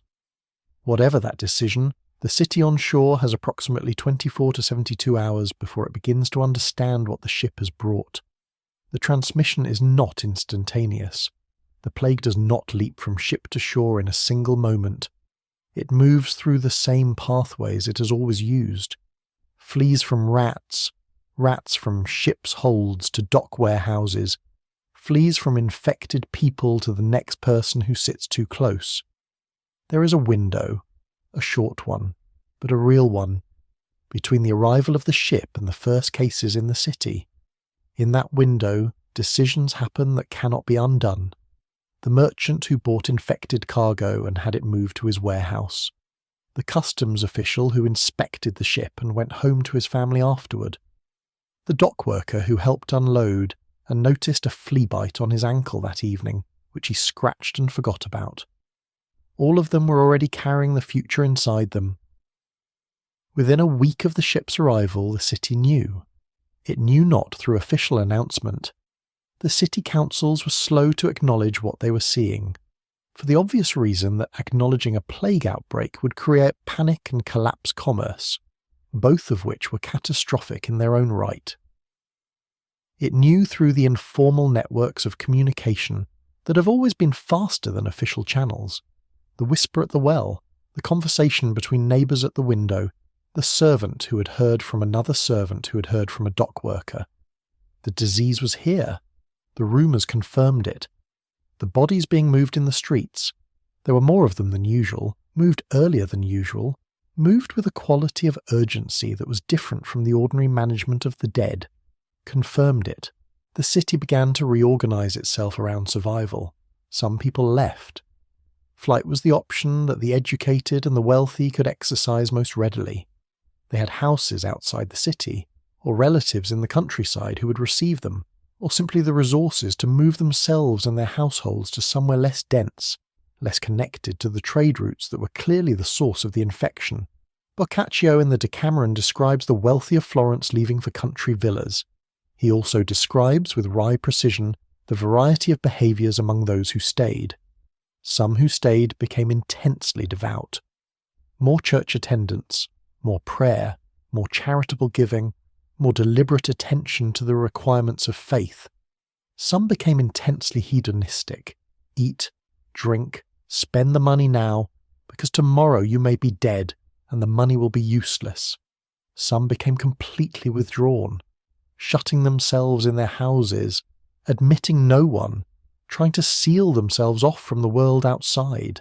And some, the majority probably, the ordinary majority that does not choose dramatic responses to crisis, but simply continues operating in the mode that day-to-day life requires, simply kept going, kept the shop open, kept the animals fed, kept the children in school and the accounts current and the household functioning, because the alternative was a kind of surrender to the catastrophe that felt worse than the catastrophe itself. The economy of the plague city was a strange thing. Commerce did not stop. It could not stop because the city needed food and the food required trade, and trade required the harbour, and the harbour received ships. But commerce transformed. The things that people bought changed. Candles and aromatic herbs and vinegar, recommended by physicians as protective against miasmatic air, sold out everywhere. The apothecaries could not stock their shelves fast enough. Aromatic wood was burned in the streets in attempts to purify the air. The specific, acrid smell of burning juniper or rosemary became one of the characteristic sensory experiences of the plague city. At the same time, the luxury trade collapsed almost immediately. Who was buying silk when they might be dead next week? Who was commissioning portraits, planning weddings, ordering the new furniture for the house they were building? The long-term investment mentality that drives certain kinds of commerce requires a basic confidence in the future, and the plague destroyed that confidence as efficiently as it destroyed everything else. What expanded was burial. The gravediggers of medieval cities were not usually prominent citizens. They were among the lowest paid and least regarded workers in the urban economy. During the plague, they became essential. Their rates increased dramatically. Some refused the work regardless of payment. Some accepted and died of it. The chroniclers of several Italian cities note the problem of finding enough people willing to dig graves and describe the improvised measures that cities took: conscripting prisoners, paying extraordinary sums, eventually using mass burial pits because there was no time to dig individual graves at the rate the dead were arriving. The city adapted, imperfectly, insufficiently, with enormous suffering, but it adapted, and through the adaptation, the city remained a city. It did not dissolve. It did not cease to exist. When the first wave of plague was past, when the autumn of 1348 gave way to the winter of 1349, when the immediate mortality declined to levels that did not make the maintenance of daily life impossible, the city began to reconstitute itself, not to what it had been, to something new, something that incorporated the experience of the plague ships into its institutional memory, its administrative practice, its public health infrastructure. The city survived the ships, and because it survived, it could remember what the ships had been. Let us consider for a moment the physicians. Not all of them refused. Not all of them fled the infected ships or the infected cities or the infected wards. Some of them, fewer than is comfortable to contemplate, more than history sometimes acknowledges, went toward the plague ships. They went aboard. They examined the sick. They tried to help. They did this knowing that their diagnostic framework was wrong. They suspected it was wrong, or at least inadequate, because the plague was not behaving the way that any previous disease had behaved, and the treatments prescribed by their medical tradition, bloodletting, purging, aromatic herbs, theriac, the application of poultices to the buboes, were clearly ineffective in any way that mattered. Patients died despite treatment. Patients died faster with some treatments than without. The physician's arsenal was empty, and yet they went. The physicians who left written accounts of treating plague patients are among the most important documentary sources for the Black Death. Several of them describe boarding ships. Several of them describe what they found there. Gentel da Foligno, a physician at the University of Perugia, who wrote one of the earliest medical treatises on the plague before dying of it himself in 1348, described the disease in clinical terms that remain largely accurate. The swellings, the fever, the skin discoloration, the rapid progression. He prescribed treatments that did not work and made several that worsened the patient's condition. He died, probably because he kept seeing plague patients long after it became clear that the disease was transmissible. Ibn al-Khatib, a physician and statesman in Granada, went further. He argued explicitly, in a treatise that caused considerable controversy, that plague was spread by direct contact, by touching infected persons, objects, clothing. He described the pattern of household transmission, plague entering a house through an infected family member and proceeding through the household in sequence, infecting everyone who was in contact with the first patient. He argued that the only effective protection was flight, leaving the area of infection before exposure occurred. This was, given the tools available to medieval medicine, correct. The physicians who went aboard the plague ships were working with a combination of genuine diagnostic acuity. They could observe and describe symptoms with considerable precision, and a therapeutic toolkit that was worse than useless. The treatments most commonly applied to bubo patients included phlebotomy, bloodletting, the near-universal medieval response to fever and inflammation. In a patient already weakened by sepsis and dehydration, phlebotomy almost certainly accelerated death. Cautery, burning the bubo with a hot iron to force drainage. This was agonizing, frequently ineffective, and represented the physician's understanding that the bubo needed to drain in order for recovery to occur. They were right about the drainage, wrong about the method. Theriac, the great catch-all antidote of medieval medicine, a compound of dozens of ingredients including viper flesh, opium, and aromatic herbs. It had a long history and a powerful reputation. It had no effect on Yersinia pestis. Aromatic fumigation, burning aromatic substances to purify the air of miasma. Juniper, rosemary, camphor. The idea was to replace the corrupted air with clean, scented air. It did not help the patient, but it may have discouraged fleas slightly, and it gave the physician something to do. Physicians understood the futility of their interventions more quickly than the historical record sometimes suggests. Medical correspondence from the 1348 outbreak is full of quiet desperation. Physicians writing to each other about patients who fail to respond, about the inadequacy of every treatment, about the speed and scale of mortality, in a way that suggests not denial but a careful professional attempt to face facts without being overwhelmed by them. Some of them simply wrote, "I do not know. I have tried everything. I do not know." That is perhaps the most honest sentence in the entire medical literature of the Black Death. The physicians who survived, and many did not, carry in the historical record the specific weight of people who were present at an event that exceeded their ability to affect it. They diagnosed correctly. They described accurately. They prescribed what they had. They watched the patients die. And then they wrote it down. They wrote it down in medical treatises and in private letters, and in the margins of older medical texts where they added observations that the original author had never had occasion to record. They wrote it down because writing was what physicians did, because the discipline of medicine was also the discipline of record-keeping, because somewhere in the act of description there was the possibility that what they saw would be useful to someone who came after. It was. We read their words now, 6 centuries later, and from those words we can reconstruct something close to the reality of what happened on the ships and in the wards and in the quarantine stations. Not everything, not enough, but something. Something is what we have. The survivors did not write memoirs. This is one of the persistent frustrations of plague history, that the people closest to the event, the people who experienced it most directly, are the least represented in the documentary record. The chroniclers and the physicians and the administrators wrote.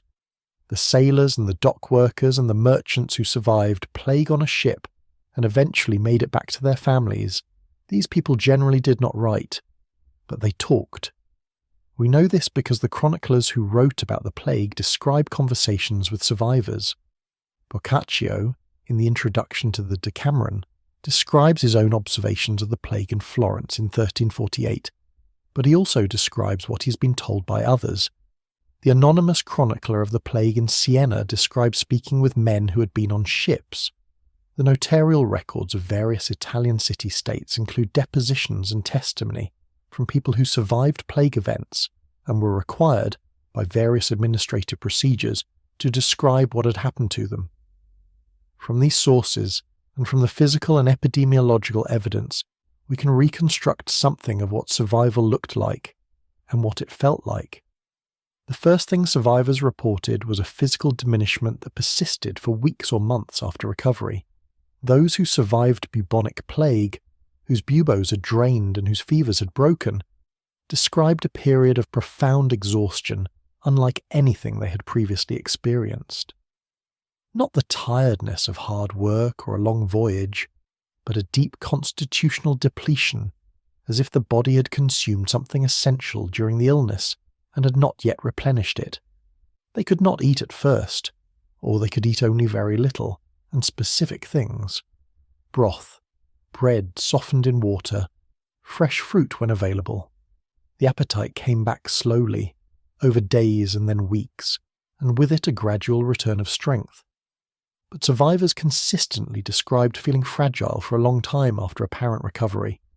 A minor cold or injury that would previously have been insignificant felt, after plague, disproportionately threatening, as if the body had lost its confidence in its own resilience. This is not an irrational perception. The immune system's response to severe bacterial sepsis depletes inflammatory resources and creates periods of increased vulnerability to subsequent infection. The survivors were describing, in the language available to them, something that was medically real. Psychologically, the accounts suggest something more complicated. The survivors of plague ships occupied a difficult social position. They were alive. They were free of the disease. The quarantine period had confirmed it. They were permitted to return to their families, to their work, to the normal operations of their lives. But the world they returned to was not the world they had left. The plague had arrived in their absence. The port cities were not the same as they had been when the ships departed. Families had died. Colleagues had died. The priests who performed the religious rites, the physicians who tended the sick, the city officials who managed the harbour, many of them were gone. The social fabric of medieval Mediterranean cities was extraordinarily dense. Networks of guild membership, parish association, family obligation, business partnership, and the plague had torn through that fabric at random, leaving holes that were not repaired by the simple fact of certain people's survival. Some survivors came home to find their entire household dead. A wife, children, parents. The neighbours who would have delivered the news met them at the dock with the news, or the news came from the harbour master's office, or it came not at all because there was no one left to tell it. This is a specific and profound kind of survival guilt, not the abstract guilt of the person who escapes a disaster through luck, but the concrete, immediate guilt of the person who returns to find that the life they were surviving for no longer exists in the form they knew, and yet they lived. And the evidence, fragmentary but present, suggests that most of them eventually reconstituted some version of a life. They went back to sea, many of them. They remarried. They had more children. They joined new guilds, made new partnerships, attended new parishes. Not because they forgot, but because the medieval relationship with mortality was more practiced and more immediate than our own, and because what the plague had done was terrible, but was not unprecedented in the range of terrible things that medieval life could produce. Famine, war, childbirth mortality, infant mortality, the death of young people from things that would be trivially treatable today. Medieval people were not hardened to death. The writings of the period show that they grieved as deeply and as acutely as any generation. But they had more practice at living alongside grief, and they had a theological framework that understood the current world as temporary and the next world as permanent, which provided, for the genuinely devout, a way to hold the losses that did not require minimizing them. The survivors of the plague ships carried what they had seen. They carried it in the way that all survivors carry things, incompletely, imperfectly, in fragments that surfaced at unexpected times. In the way a man presses his fingers to his neck on an ordinary morning, checking for something that is not there. In the way a sailor, decades later, still checks the ships in the harbour when they arrive, still notes whether they anchor at the usual distance or at a greater one, still remembers what it means when a ship sits silent at anchor beyond the breakwater, still knows.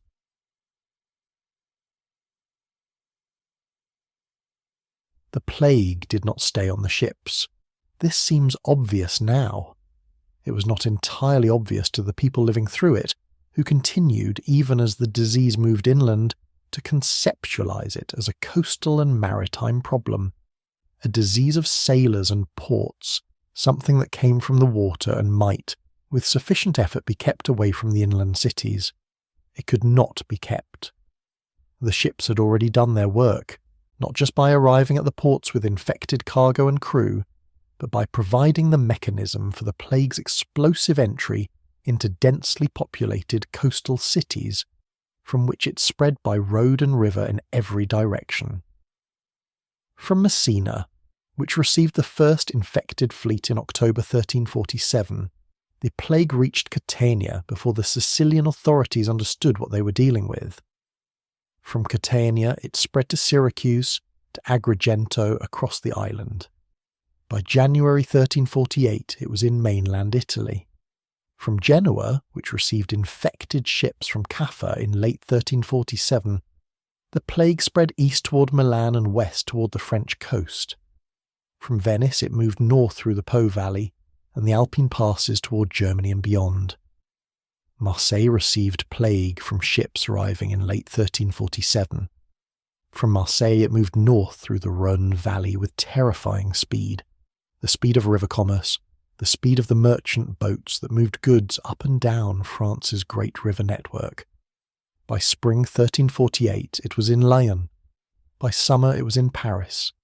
The pattern was consistent across every infected region: harbour, port city, coastal plain, river valley, inland cities, rural hinterland.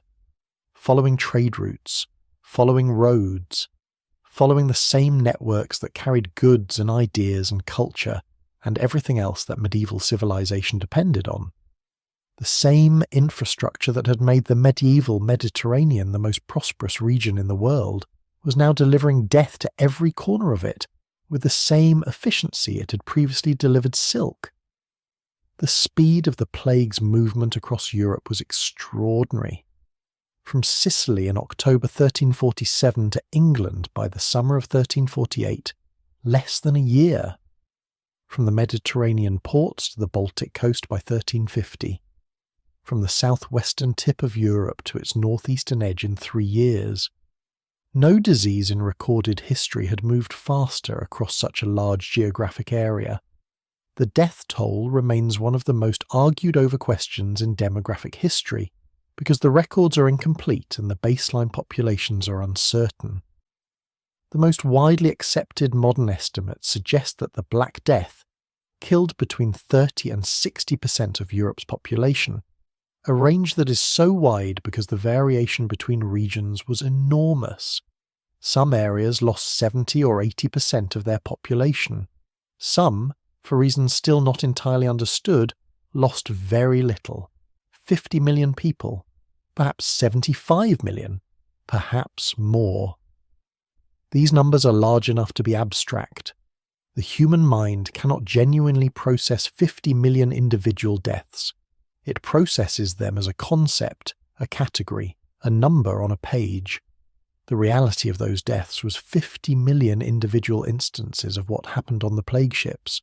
The fever, the swelling, the progression, the body that had to be managed and buried. 50 million people who had families and skills and preferences and fears, each of them going through the same process, not simultaneously but sequentially, over a period of years. The economic, social and cultural consequences of this mortality were not simple. The historical literature of the Black Death's aftermath has swung between two poles: the narrative of collapse and catastrophe, in which medieval civilization was shattered by the plague and required generations to reconstruct, and the more recent revisionist narrative, which emphasizes the ways in which the survivors rebuilt, adapted, and in some respects benefited from the economic dislocation created by demographic collapse. Both narratives contain truth. Labour was scarce after the plague. Surviving peasants could demand higher wages and better conditions, because landlords who needed workers to farm their land had fewer to choose from. This was one of the long-term pressures that contributed to the erosion of serfdom in Western Europe over the following century. Not the plague directly, but the leverage that the plague's mortality gave to those who survived it. Cultural production, art, literature, music, theology, responded to the plague with extraordinary intensity. Boccaccio's Decameron, written in the immediate aftermath. The proliferation of danse macabre iconography. The skeletal figure of death leading a procession of all social classes, kings and popes and peasants alike, to the same end. The flowering of devotional art and literature that characterized the late 14th and 15th centuries, driven by populations that had been reminded with devastating clarity of their own mortality, and the ships kept sailing. Trade was disrupted but not stopped. The Mediterranean never stopped being the Mediterranean. The routes that had carried the plague continued to carry everything else: the silk, the spice, the marble, the grain, the wool, the letters, the art. Commerce adapted, cities rebuilt. The harbour offices that had developed quarantine protocols refined those protocols. The Lazaretto Vecchio filled and emptied and filled again. The black water receded. It would rise again. But for now, it receded. The Black Death of 1347 to 1353 was not a single event. It was the beginning of a long relationship between European civilization and Yersinia pestis, a relationship that continued with varying intensity for the next 3 centuries. Plague returned. Not with the catastrophic force of the first pandemic. Nothing in European history matched the initial death toll of the Black Death, but it returned regularly, locally, with sufficient lethality to remain a constant presence in the consciousness of port cities, trade authorities and physicians throughout the late medieval and early modern period. Venice was struck by major plague outbreaks in 1361, 1382, 1400, 1423, and repeatedly through the 15th and 16th centuries. The Great Venetian Plague of 1575-77 killed approximately 50,000 people, a quarter of the city's population. The Plague of 1630-31, which is the one that Andrea Palladio's successor Baldassare Longhena commemorated with the church of Santa Maria della Salute, killed another 100,000 in the Venetian Republic. London had plague in 1563, 1593, 1603, 1625, and in the catastrophic Great Plague of 1665, which killed approximately 100,000 people. Marseille had its last major plague outbreak in 1720, when infected cargo from a ship that had arrived from the Levant escaped the quarantine system and killed 50,000 people in the city, nearly half the population. The plague doctor's costume, which was developed in the 17th century, first associated with the French physician Charles Delorme around 1619, is the most visible artifact of the long shadow of the plague ships. The beaked mask, filled with aromatic herbs or spices, was designed on miasma theory principles. The herbs in the beak would filter the corrupted air before it reached the physician's lungs. The long robes and leather gloves prevented contact with infected patients and objects. The hat and the stick, used to examine patients without touching them, completed the protective ensemble. It did not work, not as designed, not based on the correct understanding of transmission. But the leather gloves and the long robes, in preventing direct contact with infected patients, did reduce the risk of secondary flea transfer. The mask, while not an effective filter of bacteria, did reduce some respiratory exposure. The costume was wrong in theory and accidentally partially right in practice. The plague doctors who wore it, physicians contracted by city governments to treat plague patients, at rates that climbed as the plague mortality of physicians became evident, were the professional descendants of the physicians who had rowed out to the ships in 1347, continuing the same essential work with slightly better equipment and exactly the same therapeutic toolkit. The treatment still did not work. Phlebotomy was still prescribed. Purging, theriac, cautery of the buboes, the specific compound medicines with dozens of ingredients. None of them affected the bacterium. Patients recovered or died based on the same factors that had determined outcomes in 1347. The form of the plague, the strength of their own immune system, the adequacy of their hydration, and luck. The quarantine system, however, improved dramatically. The Venetian model, the dedicated quarantine island, the administrative infrastructure for examining ships and detaining crews, the record-keeping that allowed tracking of contacts and exposures, spread throughout the Mediterranean and then to northern Europe. By the 17th century, quarantine was a standard tool of port management across most of Europe's major trading cities. It was imperfect. Ships sometimes bribed their way through quarantine. Captains misrepresented the health status of their crews. Goods were brought ashore illegally, avoiding the inspection that might have caught infected material. The Marseille outbreak of 1720 happened precisely because the ship's captain and the city's health board agreed to bypass the full quarantine process, because the ship was carrying valuable cargo and the merchant interests were impatient. Commerce and safety have always been in tension, in 1720 as in 1347. The result in both cases was the same. But the quarantine system, imperfect as it was, reduced the frequency and severity of plague outbreaks throughout the 17th and 18th centuries. The Black Death of 1347 killed perhaps a third of Europe's population. The major plague outbreaks of the 17th century killed typically 10 to 25% of the populations of the cities they struck. Still catastrophic, still devastating in human terms, but not the existential demographic event of the first pandemic. The difference was the quarantine. The difference was 40 days.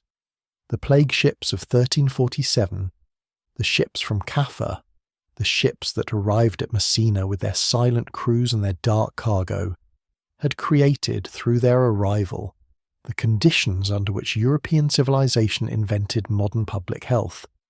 Not through intent, not through any design, but through the terrible logic of catastrophe, which forces the development of countermeasures or destroys the civilization failing to develop them. The ships brought death, and in bringing death, they forced the living to think. Chapter: Expansion, the Third Pandemic and the Modern Inheritance. The Black Death of 1347 was the second great pandemic of bubonic plague. The first, the Plague of Justinian, had struck the Byzantine Empire and the Mediterranean world between 541 and 549 CE, with subsequent waves continuing for 2 centuries. Historians debate whether the Justinianic plague and the Black Death were caused by the same strain of Yersinia pestis, or related but distinct strains. The most recent genomic research suggests they were related, that the Black Death strain descended from a common ancestor shared with the Justinianic plague, diverging sometime in the centuries between the 2 pandemics. The third pandemic began in the Yunnan province of China in the 1850s and spread to Hong Kong in 1894, from which it was carried by steamships to port cities across the world. The third pandemic reached India, South Africa, South America, North America, Hawaii, and Australia. It killed approximately 12 million people, the vast majority in India. The third pandemic was the one that cracked the disease's code. Alexandre Yersin, a Swiss-French bacteriologist working in Hong Kong in June 1894, isolated the bacterium responsible for bubonic plague from the bodies of plague victims during the third pandemic's first major outbreak in that city. He identified it, cultured it, described it. The bacterium was named, eventually in his honour, Yersinia pestis. Working simultaneously in Hong Kong, the Japanese bacteriologist Shibasaburo Kitasato also isolated a bacterium from plague victims. The priority dispute between Yersin and Kitasato over who actually identified the plague bacillus first is an interesting chapter in the history of science. But what matters for this documentary is that by 1894 the mechanism was known. Not just that there was a pathogen, but what it was. The flea-rat-human transmission chain was established by 1898 through the work of Paul-Louis Simond, another French bacteriologist working in India. Simond demonstrated that the rat flea, specifically Xenophila chaopes, the oriental rat flea, was the primary vector of transmission. He did this through careful experimental work with isolated fleas, isolated rats, and isolated healthy animals, proving that fleas moving from plague-infected rats to healthy ones could transmit the disease without any other contact between the animals. The mechanism that had killed 50 million Europeans in the 14th century was now described. The ship's rats, the ship's fleas, the flea bite, the lymph node, the bubo, the whole terrible chain was visible at last. But here is the thread that connects Yersin's laboratory in Hong Kong in 1894 back to the harbour official, standing on the dock in Messina in 1347, watching the ship that won't move. When the third pandemic arrived in its various ports, in Hong Kong, in Bombay, in Cape Town, in San Francisco, the response in each city drew on 6 centuries of accumulated public health practice, Quarantine was the first tool deployed automatically in every affected port. Ships arriving from infected regions were detained and inspected. Crew members showing symptoms were isolated. Cargo from known plague areas was inspected and, in some cases, refused. The quarantine of 1894 was administered with scientific backing that the quarantine of 1347 lacked. But the fundamental structure, the ships held at a distance, the inspecting officer rowing out, the 40 days of observation, was the same structure. The administrative descendants of the Ragusa Health Board and the Venetian Lazaretto Vecchio were still doing their work, and they now had something else. By the early 20th century, understanding the transmission chain through rats and fleas, cities could attack the problem at its source. Rat-proofing of harbour buildings, systematic rat extermination programs, fumigation of ships, the placing of rat guards, the familiar metal discs that are still visible on dock mooring ropes today, designed to prevent rats from climbing from dock to ship or ship to dock, became standard port equipment. The rat guard is a direct descendant of the Black Death. It is a small, unglamorous piece of metal. It prevents rats from moving along ropes. In the context of what we now know about plague transmission, it is one of the most consequential pieces of public health equipment ever devised, and it exists because the ships from Caffa arrived at Messina in October 1347, and the question of how to prevent that from happening again has been worked on continuously for nearly 7 centuries. We do not remember these things in the way we remember battles or treaties or the discoveries of famous scientists. We do not know the name of the administrator who first ordered rat guards placed on harbour ropes. We do not celebrate the quarantine officer who, in 1901 or 1923 or 1955, detained an arriving ship for 40 days and thus prevented a local outbreak from becoming a regional catastrophe. But they are there, in the institutional record, doing the same work that the harbour master at Ragusa was doing in 1377 when he invented the first formal quarantine, working at the boundary between the water and the city, managing the edge. And when, in the early months of 2020, a new pathogen arrived in the ports of the world, not on wooden sailing ships but on aircraft, not in the holds of cog vessels but in the respiratory systems of international travellers, the response that was mobilised drew on the same institutional inheritance: quarantine, contact tracing, isolation of the sick, observation of the exposed for a defined period. The terminology was updated. The underlying logic was the same logic that the physicians and administrators of the 14th century had developed, by observation and experience, and the slow accumulation of lessons learned from catastrophe. The plague ships left many things to the world. The dead, too many to count. The grief, too large to contain. The reorientation of European civilization in the half-century after the Black Death that some historians identify as one of the accelerating factors in the transition from medieval to early modern Europe. And this, the infrastructure of response, the systems, the protocols, the institutional knowledge accumulated over centuries of how to stand at the edge of the harbour and manage what comes across the water. That too is the legacy of the Blackwater. The Black Death did not only kill people, it changed the way people saw. This is one of the most documented and most discussed aspects of the plague's legacy. The transformation of European visual and literary culture in the half-century following the catastrophe. Scholars have argued about the direction of causation, about whether the changes in artistic production were direct responses to the plague, or the result of other forces that the plague amplified or accelerated. The debate continues. But the visual and literary record is clear. What European artists made in 1350 was different from what they had been making in 1340, and the difference is connected to the experience of mass death. The danse macabre, the dance of death, was one of the most significant artistic developments of the late 14th and 15th centuries.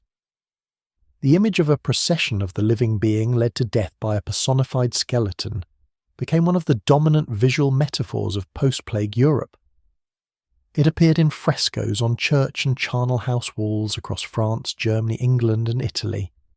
It was reproduced in manuscript illuminations and eventually in the new medium of printed books, where the woodcut illustrations of the Danse Macabre became enormously popular. The Danse Macabre said something specific. Death comes for everyone, not in the abstract, not eventually, but now and impartially and without regard for rank or piety or wealth. The Pope goes, the Emperor goes, the merchant who came home from the successful trading voyage goes, the physician who survived the plague patience goes, the child who never did anything wrong goes. Death is a great equalizer, and this is not comforting. The literary culture of the period was equally transformed. Boccaccio's Decameron, written in the immediate aftermath of the 1348 plague in Florence, is the most famous example, but it is not the only one. Petrarch, who survived the plague but lost Laura, the woman who had been the subject of his most celebrated poetry, wrote about the experience of living through the epidemic with an intensity that stands apart from the conventions of his other work. What Boccaccio and Petrarch and the other writers of the post-plague generation shared was a new emphasis on the specific, the particular, the individual human experience in the face of overwhelming collective death. The Decameron's 10 storytellers are elaborate individual characters, each with distinct personalities and voices. The stories they tell range from bawdy comedy to tragedy to moral fable, but what holds them together is the frame: 10 people sitting in a garden, telling stories, waiting for the plague to pass. The act of storytelling as survival, the act of individual voice against collective silence. This is what the plague ships gave to literature, not a subject. Plague as subject appears in literature before and after this period, but a specific existential urgency, the awareness that the narrator might not be here tomorrow, that the story might not be finished, that the ordinary assumption of continuity that underlies all sustained narrative had been punctured. The theological culture of the post-plague period was also transformed, in ways that are harder to trace directly, but no less significant. The Church of the 14th century faced a catastrophic crisis of credibility in the aftermath of the Black Death. Not a crisis of doctrine. The core theological propositions of Catholic Christianity were not challenged by the plague, but a crisis of institutional authority. The Church had said that prayer and penance would help. It had not helped enough. The Church's physicians had offered treatments that did not work. The Church's explanations for why the plague had happened, divine punishment for sin, were satisfying as theology and disastrous as pastoral care, because they implied that the people who died were worse sinners than those who survived, and the survivors knew from direct observation that this was not true. The flagellant movement, bands of men who moved from city to city, publicly flogging themselves as acts of penance and propitiation, was one of the most dramatic expressions of this theological stress. The flagellants were convinced that the plague was divine punishment, and that sufficient self-inflicted suffering might persuade God to end it. The Church initially tolerated and then condemned the flagellant movement, correctly identifying it as a threat to ecclesiastical authority. The flagellants were performing the same calculation as the quarantine administrators. Not the same conclusion. The quarantine administrators were building public health systems. The flagellants were building penance rituals. But the same underlying impulse. We do not understand what is happening. We do not have sufficient tools to respond. But the mystical tradition in European Christianity intensified dramatically in the aftermath of the plague. If institutional religion had failed to protect the faithful, the turn was toward personal, direct, intense relationship with God. The via mystica, the mystical path, which did not require the mediation of an institution that had been visibly inadequate. Meister Eckhart's work preceded the plague, but his followers, Tauler, Ruysbroek, the Flemish and Rhineland mystics of the late 14th century, flourished in the post-plague environment. The Divertio Moderna, the movement that produced the Imitation of Christ at the end of the 14th century, was in many ways the theological synthesis of the post-plague experience, intensely personal, suspicious of institutional pomp, focused on inner transformation rather than outer ritual, accepting of suffering as spiritually meaningful rather than simply catastrophic. The ships that arrived at Messina in 1347 carrying the dead and dying from the Black Sea changed not only the demographics of Europe, they changed what Europe believed about itself, about God, about the relationship between piety and survival, about what the Church could and could not offer. These changes were not resolved quickly. They were not resolved arguably for 2 centuries, and some of the tensions that the plague exposed between institutional religious authority and personal religious experience, between the consolations of theology and the evidence of the world, are tensions that the Reformation of the 16th century directly inherited. The plague ships were not the only cause of the Reformation, but they were one of the causes of the conditions in which the Reformation became possible. The Black Water flowed through history for a very long time.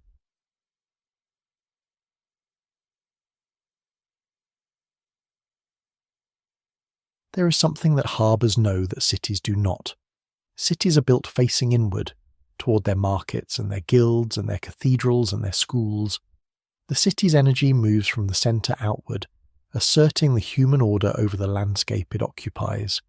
A medieval city is a statement. We are here, we're organised, we intend to remain. Harbours face outward. They are the city's interface with everything that is not the city, with the sea, with other cities across the sea, with the unknown distance beyond those cities, with the weather and the currents and the cargo and the creatures that the sea contains. The harbour official who checks arriving ships is not performing the city's interiority. He is managing the city's relationship with the world beyond it.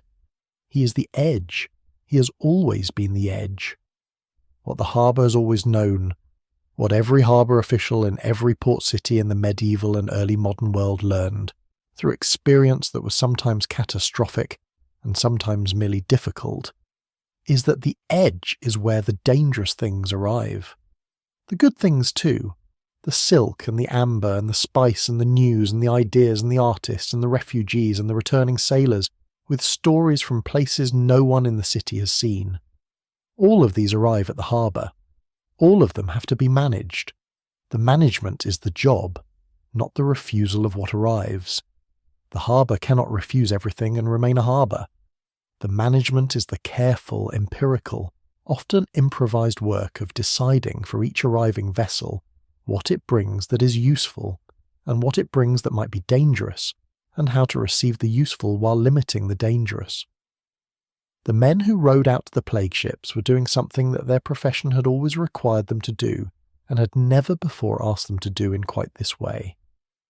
Before October 1347, the harbour examination was a practical and commercial matter. Are your papers in order? What is your cargo? Where did you come from? Has your captain paid the harbour dues? These were the questions. They were important questions. The economy of every Mediterranean city depended on the answers, but they were not existential questions. Getting the answers wrong did not kill you. After October 1347, the harbour examination acquired a new dimension, not replacing the commercial questions.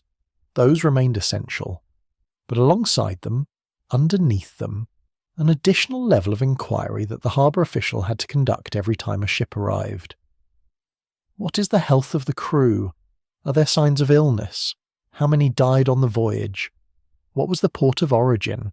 Was there plague at the port of origin? How long have they been at sea? These new questions were not asked by a physician. They were asked by an administrator. The harbour official was not trained in medicine. He could not diagnose. He could only observe and report, and based on the combination of what he observed and what the developing protocols told him to do, decide.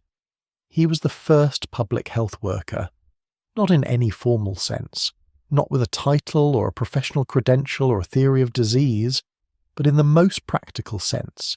He was the person standing at the boundary between what was known to be safe and what was potentially dangerous, trying to make accurate decisions with inadequate information in real time, under economic and political pressure, knowing that getting it wrong in either direction had catastrophic consequences. Get it wrong toward permissiveness.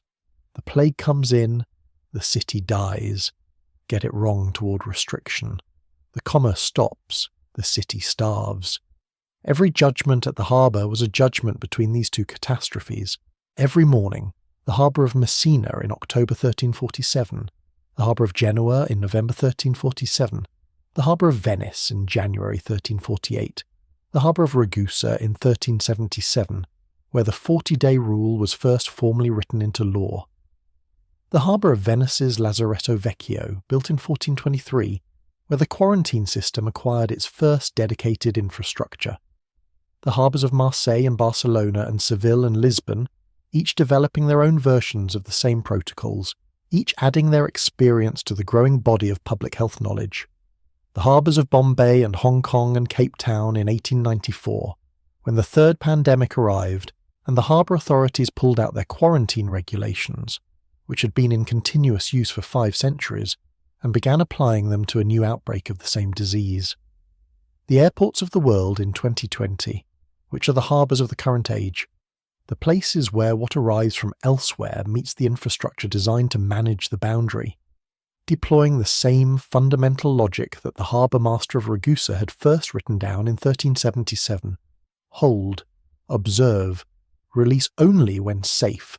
The plague ships are gone, the wooden cog vessels from Caffa, the Genoese trading ships, the ghost ships that arrived with no living crew aboard. They are gone, their timbers long dissolved, their cargo distributed or lost or destroyed. The sailors who sailed them are 6 centuries dead. The harbour officials who stood on the dock watching them are 6 centuries dead. The physicians who rowed out to examine them and who died of what they found are 6 centuries dead. But the harbour is still here. The edge is still here. The morning is still here, and in the morning someone still rows out to look. Not because the plague is still what it was, not because the danger is the same danger, but because the harbour is the harbour, and the harbour faces outward, and what comes across the water cannot always be known from the dock. So someone goes to look. Someone always goes to look. This is what the harbour remembers. In 2011, researchers working on plague samples from 14th century burial sites across Europe published a landmark study in the journal Nature. They had sequenced the genome of Yersinia pestis from skeletal remains of Black Death victims, specifically from the remains of plague victims buried in the East Smithfield Cemetery in London in 1348 and 1349, which is one of the few definitely identified mass plague burial sites in medieval Europe. Their findings confirmed what historians and epidemiologists had suspected but never definitively proven. The plague that struck Europe in the mid-14th century was caused by Yersinia pestis, the same bacterium responsible for subsequent plague pandemics.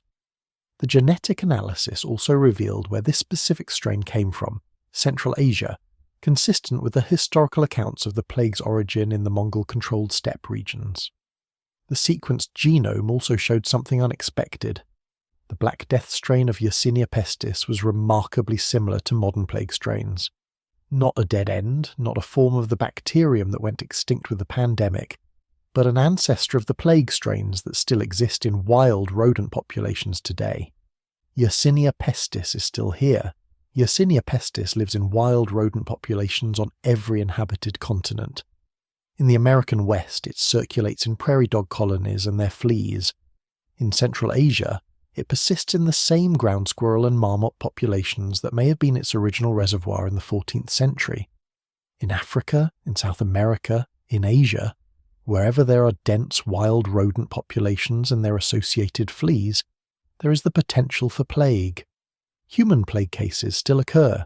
In the United States, a small number, typically single digits to low double digits per year, are reported primarily in the southwestern states where infected fleas from wild rodents occasionally make contact with humans or domestic animals.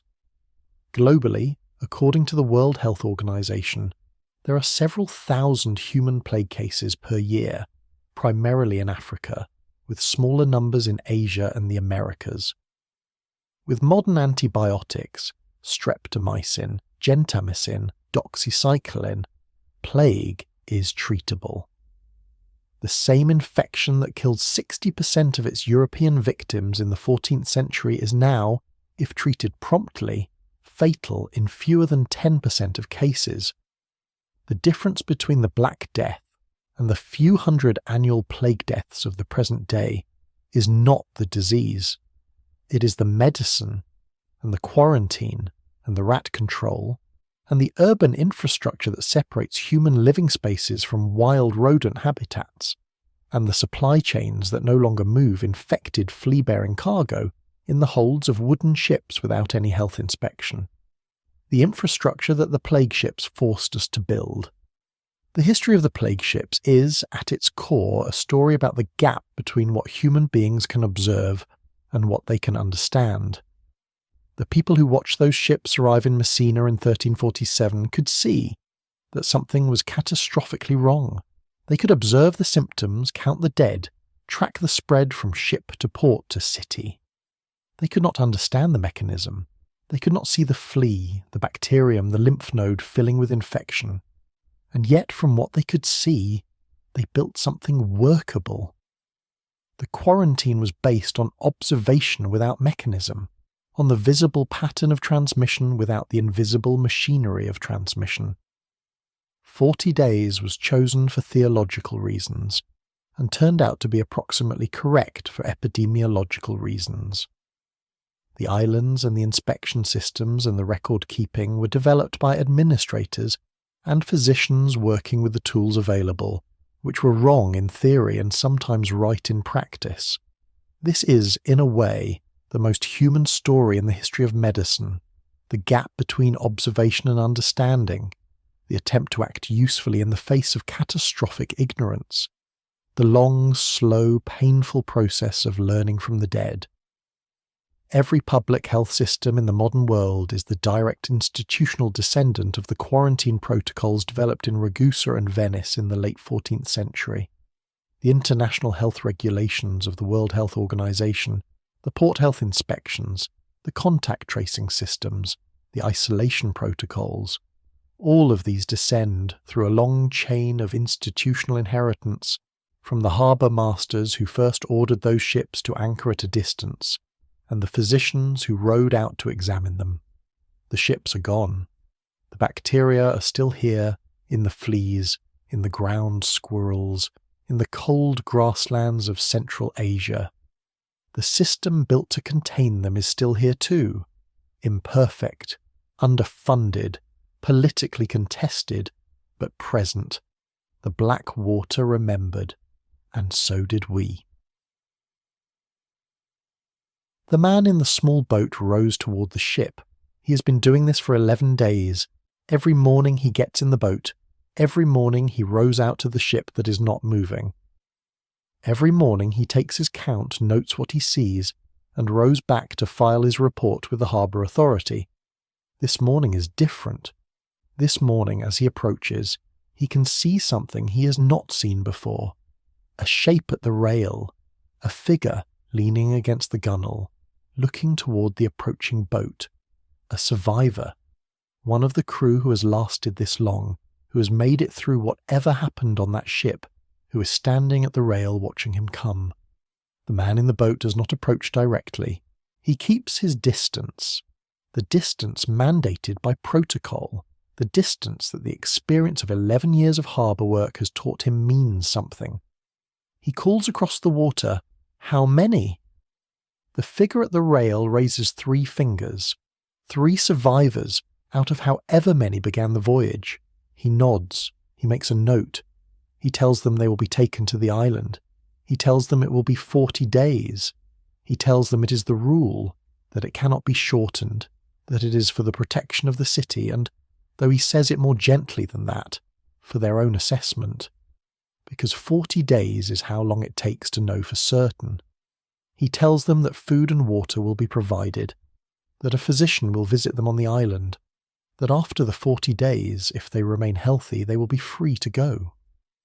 The figure at the rail listens, then nods, and the man in the small boat who has done this before and will do it again, turns his craft around and rows back to the dock to make arrangements.